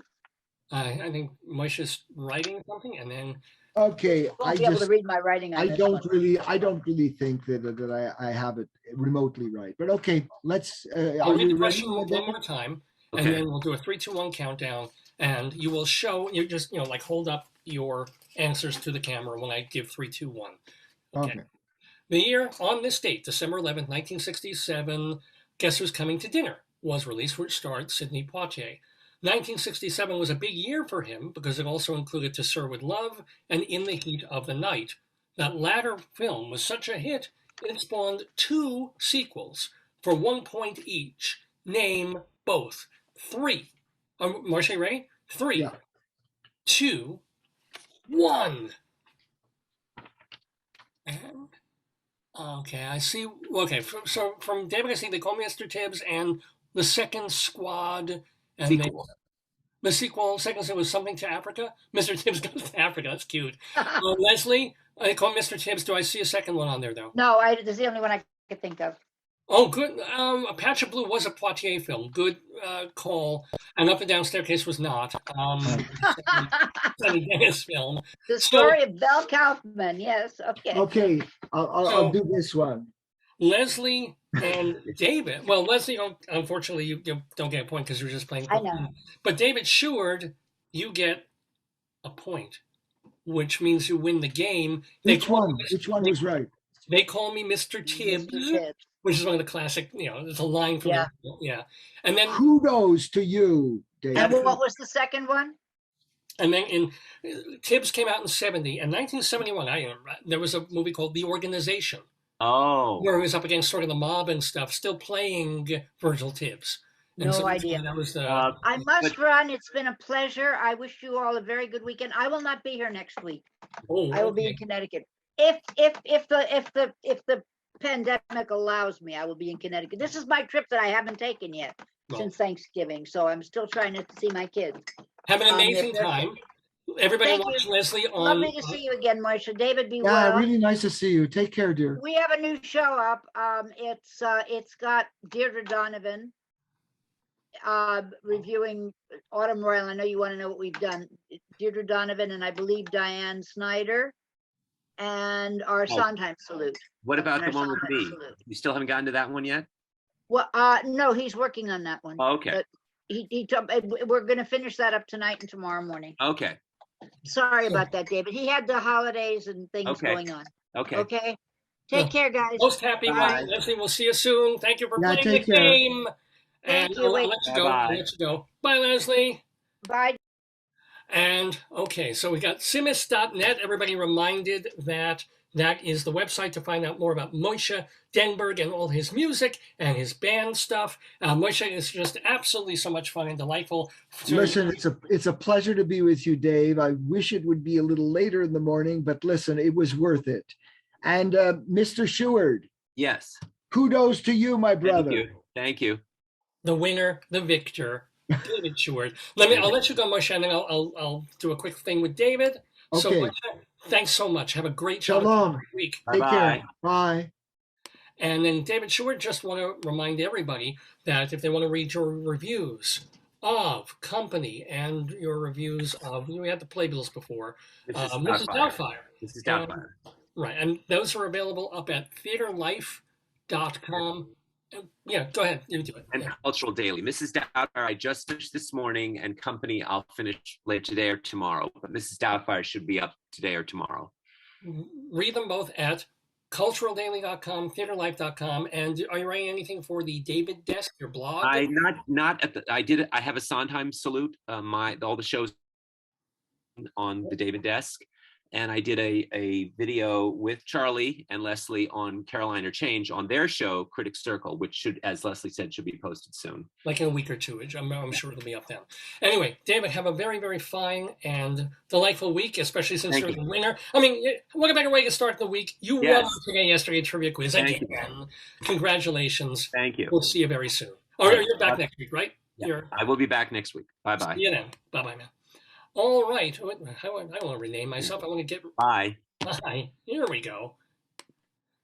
David Sheward, Leslie Hoban Blake, and Moshe Denburg on this episode of Dave's Gone By, live on this Saturday, December 11th, 2021. Oh, God, lots of good conversation today on this episode of the show. So, yeah, this is what we do every week here. If you want to find out more about it, remember, you can go to our website, davesgoneby.com, which has all our archives and other information about the show. You want to get in touch with me, davesgoneby@aol.com is the way you do that. If you want to also get in touch, remember, on Facebook, you can post under a particular episode or respond to it, and you can certainly message me on Facebook if you're a friend on there. But either way, just want to hear from you, and we want you sharing information about the show, sharing your enjoyment of this program with everyone you know, and even some people you don't know. It's Dave's Gone By. Well, it's 12:15 in the afternoon Eastern Time, and before we get to our Colorado Limerick of the Damned that we do every week, we will, let's take a moment because, we've had such great times talking with David and Moshe and Leslie, and of course, our new friends of the Daverhood, Ishmael Reed and Carla Blank. Go see their play. Well, his play that she's directing at Theater for the New City. It starts in a week. It starts December 23rd, well, more than a week. It's called The Slave Who Loved Caviar. It's First Avenue, 155 First Avenue, Theater for the New City, running December 23rd through January 9th. Go definitely check. I mean, it really sounds good, doesn't it? It's Warhol and Basquiat. They're the changing nature of their relationship in a very satirical, fun way. It sure sounds like. Ishmael Reed, Carla Blank, so great to have them both in the Daverhood today. And thank you also to Jonathan Slaff for setting up that interview. But these are not the only folks who've been on the show. For example, thank you to Rabbi Saul Solomon, who has been with us since our very first episode. Rabbi Saul, he's got a website, shalomdammit.com, shalom, D-A-M-M-I-T, shalomdammit.com. And this is the place to read his rabbinical reflections or hear them also. This is the place where you can watch his one-man show that he did with two people, because there's a pianist, in the Richmond Shepherd Theater a decade ago, and he's trying to bring that back. There's also the place where you can watch his hilarious TV show. He did 10 episodes of a show that aired on Long Island cable TV, and also I think aired for a while on Manhattan cable. But it was called Shalom Dammit. Rabbi Saul Solomon's Peace, Love, and Acid Reflux Hour. As you can tell, it's a special show. 10 wonderful episodes, and they're all easily viewable at his website, shalomdammit.com. But we've had even more folks on this show over the years, and we keep tabs on them. We like to let you know, hey, these folks who were doing something back in 2004 or 2012, now they're doing something else. What are they up to? What's going on with whom we call the Friends of the Daverhood?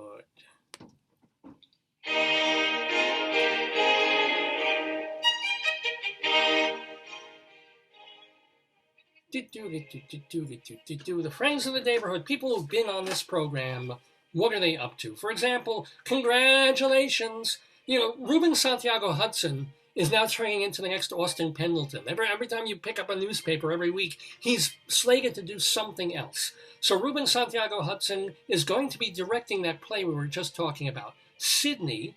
It's a new play by Charles Randolph Wright, all about the life of Sidney Poitier, and figure it will be on Broadway in maybe 22, 23. So look for it. Congratulations to Ruben, who just finished his run of a revival of his show, Lackawanna Blues. So a very busy fella.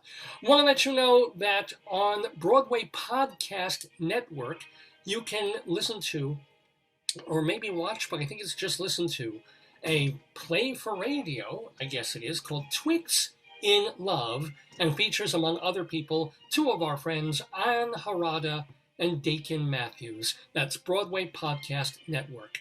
Want to let you know that tonight, Amy Mann is real busy. She's going to be part of the 24-hour plays, which are being done in a big room in Saks Fifth Avenue at Saks Works, and you can find out more about it, and I guess you can stream it at 24hourplays.com. This is where a whole bunch of writers and actors and directors get together with nothing when the thing starts, and by the end of 24 hours, they're actually performing short plays and musicals. Rather exceptional, the 24-hour plays. We mentioned before J.O. Sanders, because he's in the Bob Dylan-based musical Girl from the North Country, well, he's taking the night off Monday night, I assume the show doesn't play, to do something with his wife, Marianne Plunkett. They're going to be appearing in Village Wooing, a little-known George Bernard Shaw play that is being done in a reading at Symphony Space. It's Village Wooing from Project Shaw, featuring our friend J.O. Sanders. Also letting you know that also on, oh, I have that one, okay. On Tuesday, though, December 14th, for free, 7 o'clock, Steve the Whistler Herbst is going to be whistling at the Mendelssohn Glee Club. I mean, there's also going to be a lot of singing and other stuff. This is at the Episcopal Church on East 31st Street, the Mendelssohn Glee, who knew? The Mendelssohn Glee Club with Steve the Whistler Herbst this Tuesday night. Also on Tuesday, Steve Ross, the marvelous cabaret performer, is performing with Shayna Farr a holiday concert that is at St. John's the Divine on West 11th Street. Is both in person, so you can physically go, or watch the stream, and the website is musae.me, musee.me, to see Steve Ross. Letting you know that on Thursday, December 16th, Jessica Scher's Betty Davis Ain't for Sissies is being done at the Episcopal Actors Guild. That is a lovely space on the Midtown East Side where I helped the rabbi shoot some footage for the trailer for his show, so, just like 2 months ago. So it's a really neat space, the Episcopal Actors Guild, where Jessica Scher will be doing Betty Davis Ain't for Sissies this coming Thursday.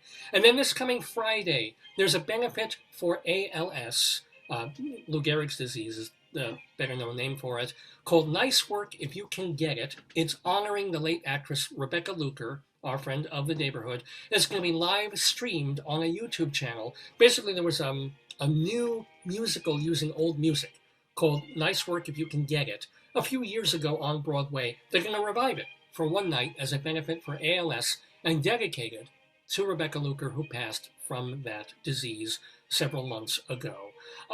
What else? If you want to watch it on YouTube, it's the Jesse Walker Show. Just look for that channel, Jesse Walker, on YouTube. On Friday night, also, in person, live at Town Hall in Midtown Manhattan, Judy Collins. Now, we're hoping to get Judy back in a few weeks when she's got a new album coming out. Looks like that will happen. Can't promise it yet. But Judy Collins, if you want to see her perform, thetownhall.org is the place to get tickets for this in-person event this Friday. So yeah, put on a mask, right? You got your injections, you probably got your booster. It's okay. Go see Judy Collins. And that playing now through the middle of, one more week. For another week, you can see, if you're in California, Willard Manis's play, A Journal of the Plague Year. It is in person, but it's done radio style, and it's being done by Right Act Repertory at the Brick House Theater in North Hollywood, California, now through December 19th. Paul Williams. I'll never forget that we had him as a guest on the show because it was one of our Tony shows, one of our Tony specials. And we had pre-recorded the interview with Paul Williams and had promised it for the show. Otherwise, I would have held it completely for another week. But because he's also done some theater stuff, I thought, it's great, we'll have Paul Williams on our... And the problem was that our Tony show that year ran 7.5 hours. And we said, by the end of 6 hours, we haven't played the Paul Williams interview yet. We can't hold it, so we ended... And it's still there. You can, as I said, all the archives are at davesgoneby.com. But Paul Williams his music, anyway, is off-Broadway because they're reviving the popular TV show from Jim Henson's company, Emmett Otter's Jug Band Christmas.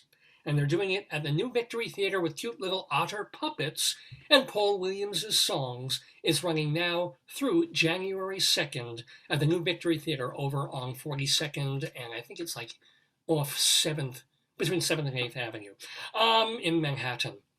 Running now, let's see, also through January 2nd, a play called A Sherlock Carol, very holiday, fun, mystery kind of thing, at New World Stages Theater that is co-produced by our friend Raymond Bohor, who is also in Chicago. So yay. And he plays Amos in Chicago on Broadway at the Ambassador Theater.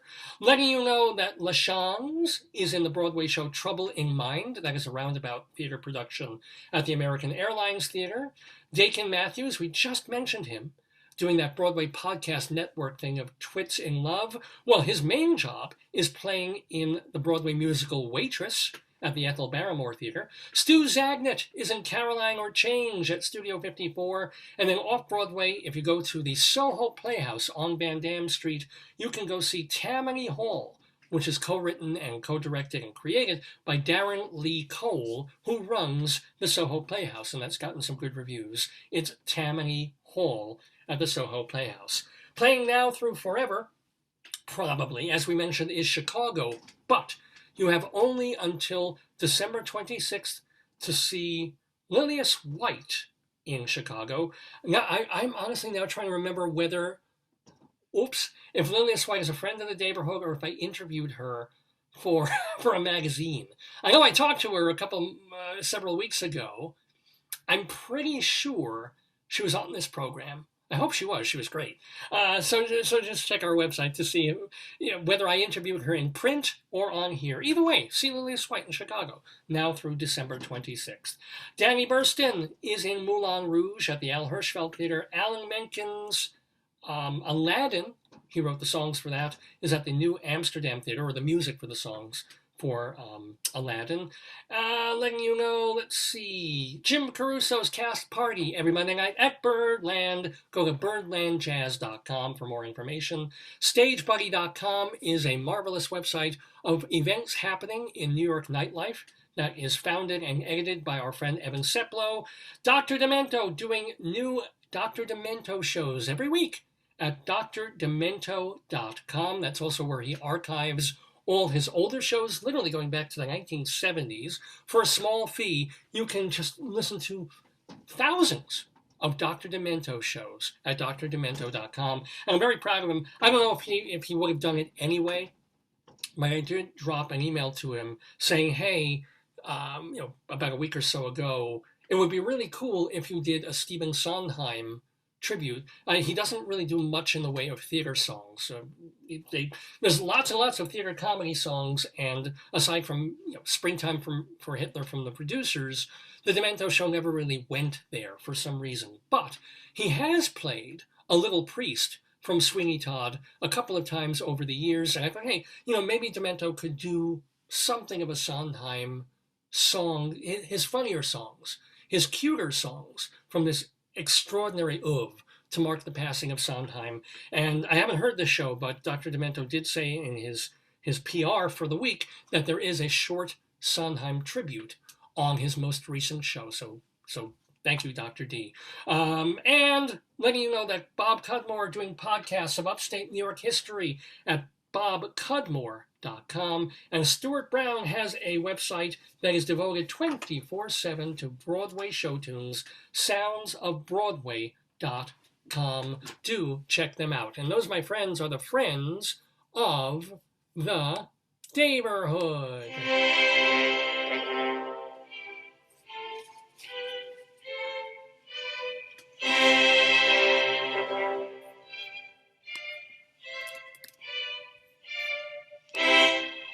So, ladies and gentlemen, it is 12:30 Eastern Time in the Daverhood. As ever, we've gone way over time. As ever, we should be closing up the show right about now, and we are, but not before.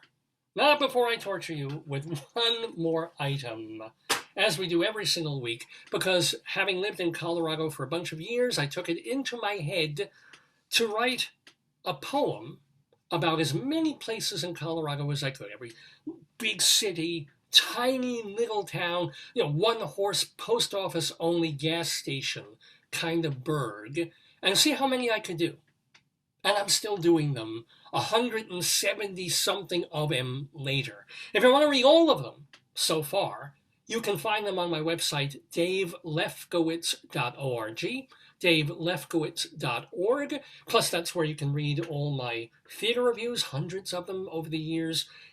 I keep adding more. They're not all my reviews. They're just as many as I put on so far. My interviews, my one-act plays, my full-length plays, my song lyrics. It's this compendium of Daveness at davelefkowitz.org. Do check that out. But if you search under Limerick, you can read in one fell swoop limerick after it is a study in mental illness. If you excuse me, one after another, because they're limericks. They're intentionally vulgar and vile and sick. That's how I like to do them. So this week we go for our Colorado Limerick of the Damned to Austin, Colorado. Bet you never heard of that. Austin, Colorado, for our Limerick of the Damned. You're the poetry man. A limerick is a comic verse of 5 lines, in which lines 1, 2, and 5 will end with words that rhyme. And likewise, verses 3 and 4 also end with words that rhyme. So this is a limerick. Rocky Mountain. Colorado, Rado. It is indeed Christine Lavin who does that part of the intro.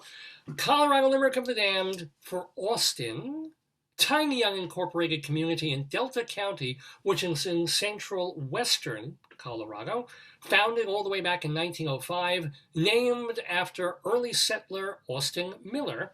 It's listed on the National Register of Historic Places, the prehistoric archaeological site that is called the Fergan Chick Orchard Rock Art Site. Yeah, that rolls off the tongue. Fergan Chick Orchard Rock Art Site, where rock art was made by natives back in the 1st century, which is incredible because I didn't think rock was really invented until, say, the black blues artists in the 1950s and then the Beatles. Who knew? Anywho, Austin, Colorado inspired, if that is the word, this rather interestingly metered limerick. I may rework this one because it's rather oddly, but I still like it. You tell me. You email me, davesgoneby@aol.com, or post on Facebook what you think of this limerick and how it stands. Austin, Colorado. If you should ever make your way to Austin, you'll find a perfect hamlet to get lost in. A girl went there on her spring break. She disappeared, for heaven's sake, and all they ever found was her lip gloss tin. Kind of like it. Kind of like that it's different. That isn't dun-dun-dun-dun. Although I feel I should also cut it down to dun-dun-dun-dun-dun-dun-dun-dun. What do you think? Email me, davesgoneby@aol.com. Check my Twitter feed, Radio Dave 2. Radio Dave, the number 2, is the way to do that. And of course, always check this Facebook page and my homepage for information about the show, what we're up to, what we're doing next, the archives of the program as well. Do check them out and tell everyone about them. Well, it's a little after 12:30. Let's see, we talked about everything. Well, one last thing before we go. One last piece of news that happened. It was you know how it's weird the way the world works. Things are kind of quiet in terms of people dropping dead. A week goes by and barely anyone famous kicks off, say Bob Dole, and then it was quiet. And then was something like one after the other, like the guy, one of the main founders of Tavares, one of the brothers Tavares, Ralph, he passed away. I'm not a Tavares fan, but I'm just letting you know that. And a couple of people did Mike Nesmith. We were talking about this early in the program, and so a big farewell to him. He was in a lot of ways, he was my favorite monkey when I used to watch the TV show growing up. I didn't have like a man crush on him, but he was the one, rather than Davy, which would have been the obvious one for me to want to be because he was short and the girls loved him and the great hair. He was English, and yet somehow there was something about the reserve of Mike Nesmith, and he seemed to be the one most opposite to me in temper. Well, Peter Tork was pretty opposite too, but Nesmith, he was tall, laconic, good-looking, mellow, just kind of like, and he always was the one who got the most respect from the critics, the ones who were dismissing the monkeys, saying they were plastic fake beetles and just slammed together, and they were an ersatz. They called them the Fab Faux. Get it? So, but they reserved a bit of respect for Mike Nesmith, especially when he branched off from the Monkees, went on his own, wrote a couple of songs for Linda Ronstadt, different drum, and then really just said, hey, you know what? I got my mom's whiteout money, her liquid paper money, what am I going to do with my life? I've made music. Let me make some more music. Let me do a video company and make experimental, funny videos like elephant parts and things. And it made me disappointed from, like, say, the 80s to the 90s-ish, that Nesmith was never really part of the Monkees when they reconstituted themselves. There was a point when, guys, you go ahead, and you always felt like he swung it out. The George Harrison of the group. He's like, you go on, I'm done. I don't need to do this again. No hard feelings, even though I'm sure they all had hard feelings when they broke up. But then he started over the past 10 years or more, when they would have reunion things, when they would get together, he was there. So they joined the group as best they could. Obviously, Davy Jones died. Now, and Peter Tork then died, who, by the way, if you want to hear our interviews, we had 2 of them with Peter Tork on the program. They're on our website, davesgoneby.com. But it was nice to see that he included himself back in, whether it was for the money or for whatever other reason. At that stage, when you're guys and you're in that final stage, you make up, you shake hands, you're in your 70s. How often are you going to get to do this? For yourselves as well as for the fans. Make the music. They made a very good album. Overall, I mean, certain songs on the album are very good. Only a couple of years ago, they came out of nowhere, reformed, and put out one of their best albums in 30 years. I think it was called Good Times, was the name of it. And, of course, the best song on the album was a Ben Gibbard song that was done by Mike Nesmith, Me and Magdalena. Check it out. It's beautiful. Quite honestly, it really is.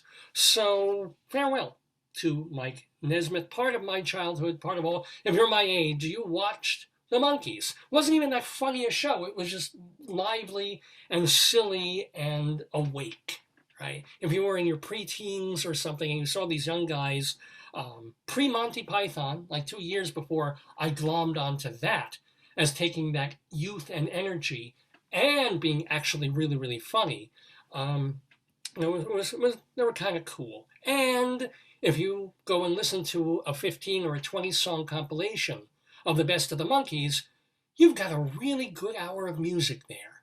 You really, really do. So farewell. But I also want to bring up the passing of film director at the age of 93, Lina Wertmuller. A lot of people didn't realize that she was still alive and reasonably well up until a couple of days ago when she died. And Wertmuller was, basically only one film of hers spoke to me. I tried watching a few of them. I saw The Seduction of Mimi, probably too young to watch it or understand it. Swept Away didn't really do anything for me. But, when they were showing these shows on public television. But Seven Beauties was this extraordinary thing for me. Sorry to use the word thing. I was trying to go for a better word. But seeing Seven Beauties just blew my mind. It's one of, when you go read the film writings of John Simon, I'm always very proud that was one film. He liked Wertmuller, but that movie, he got it the way I got it. Well, the way some other people didn't. They find the movie vulgar, or this was forced, or they don't like her worldview, or they don't like putting comedy quite literally into concentration camps long before Life is Beautiful. It is a great film to the point where not only did I see it several times, not only is Giancarlo Giannini brilliant and perfect as Pasqualino, this pimp, this little Neapolitan, vain nobody who gets into trouble and then worse trouble and then worse and worse and worse trouble and loses his moral compass. He doesn't really have a moral compass to begin with, but he just breaks the moral compass completely in order to keep staying alive, which is one of the themes of the movie. He is fantastic. Shirley Stoller was in it long before she was in Pee Wee Herman's TV show or in the movie. And the other thing about the film was it so impressed me that you can do really dark, cynical, nihilistic comedy and get away with it and be brilliant and say things that you have to say about the world. So that when I wanted to do my play after the long play that I wrote to get my master's at NYU, I wrote a Moliere type comedy called The Triple Wedding that was a lot of fun and very light and silly and rhymed verse. And I wanted something else, and I wanted something that spoke a lot more to me. And I created a play called Candide, Candide with a K, which was taking off from the Voltaire Candide, this picaresque adventure, except in my case, I took a young kid in Poland and his beloved older rabbi and plunked them into the middle of the Holocaust, into a concentration camp, out of a concentration camp, and just, again, the moral decision making and what you have to go through to survive and fight and stay alive, or if you give up and you don't, and the justification. My play was also about how Jews, turn to religion or turn to the Bible to justify everything horrible that happens. And after a while, you just have to, you either go crazy or you find another belief system. So if you want to read Candide, it's on my website. It's Kandide. It's at davelefkowitz.org.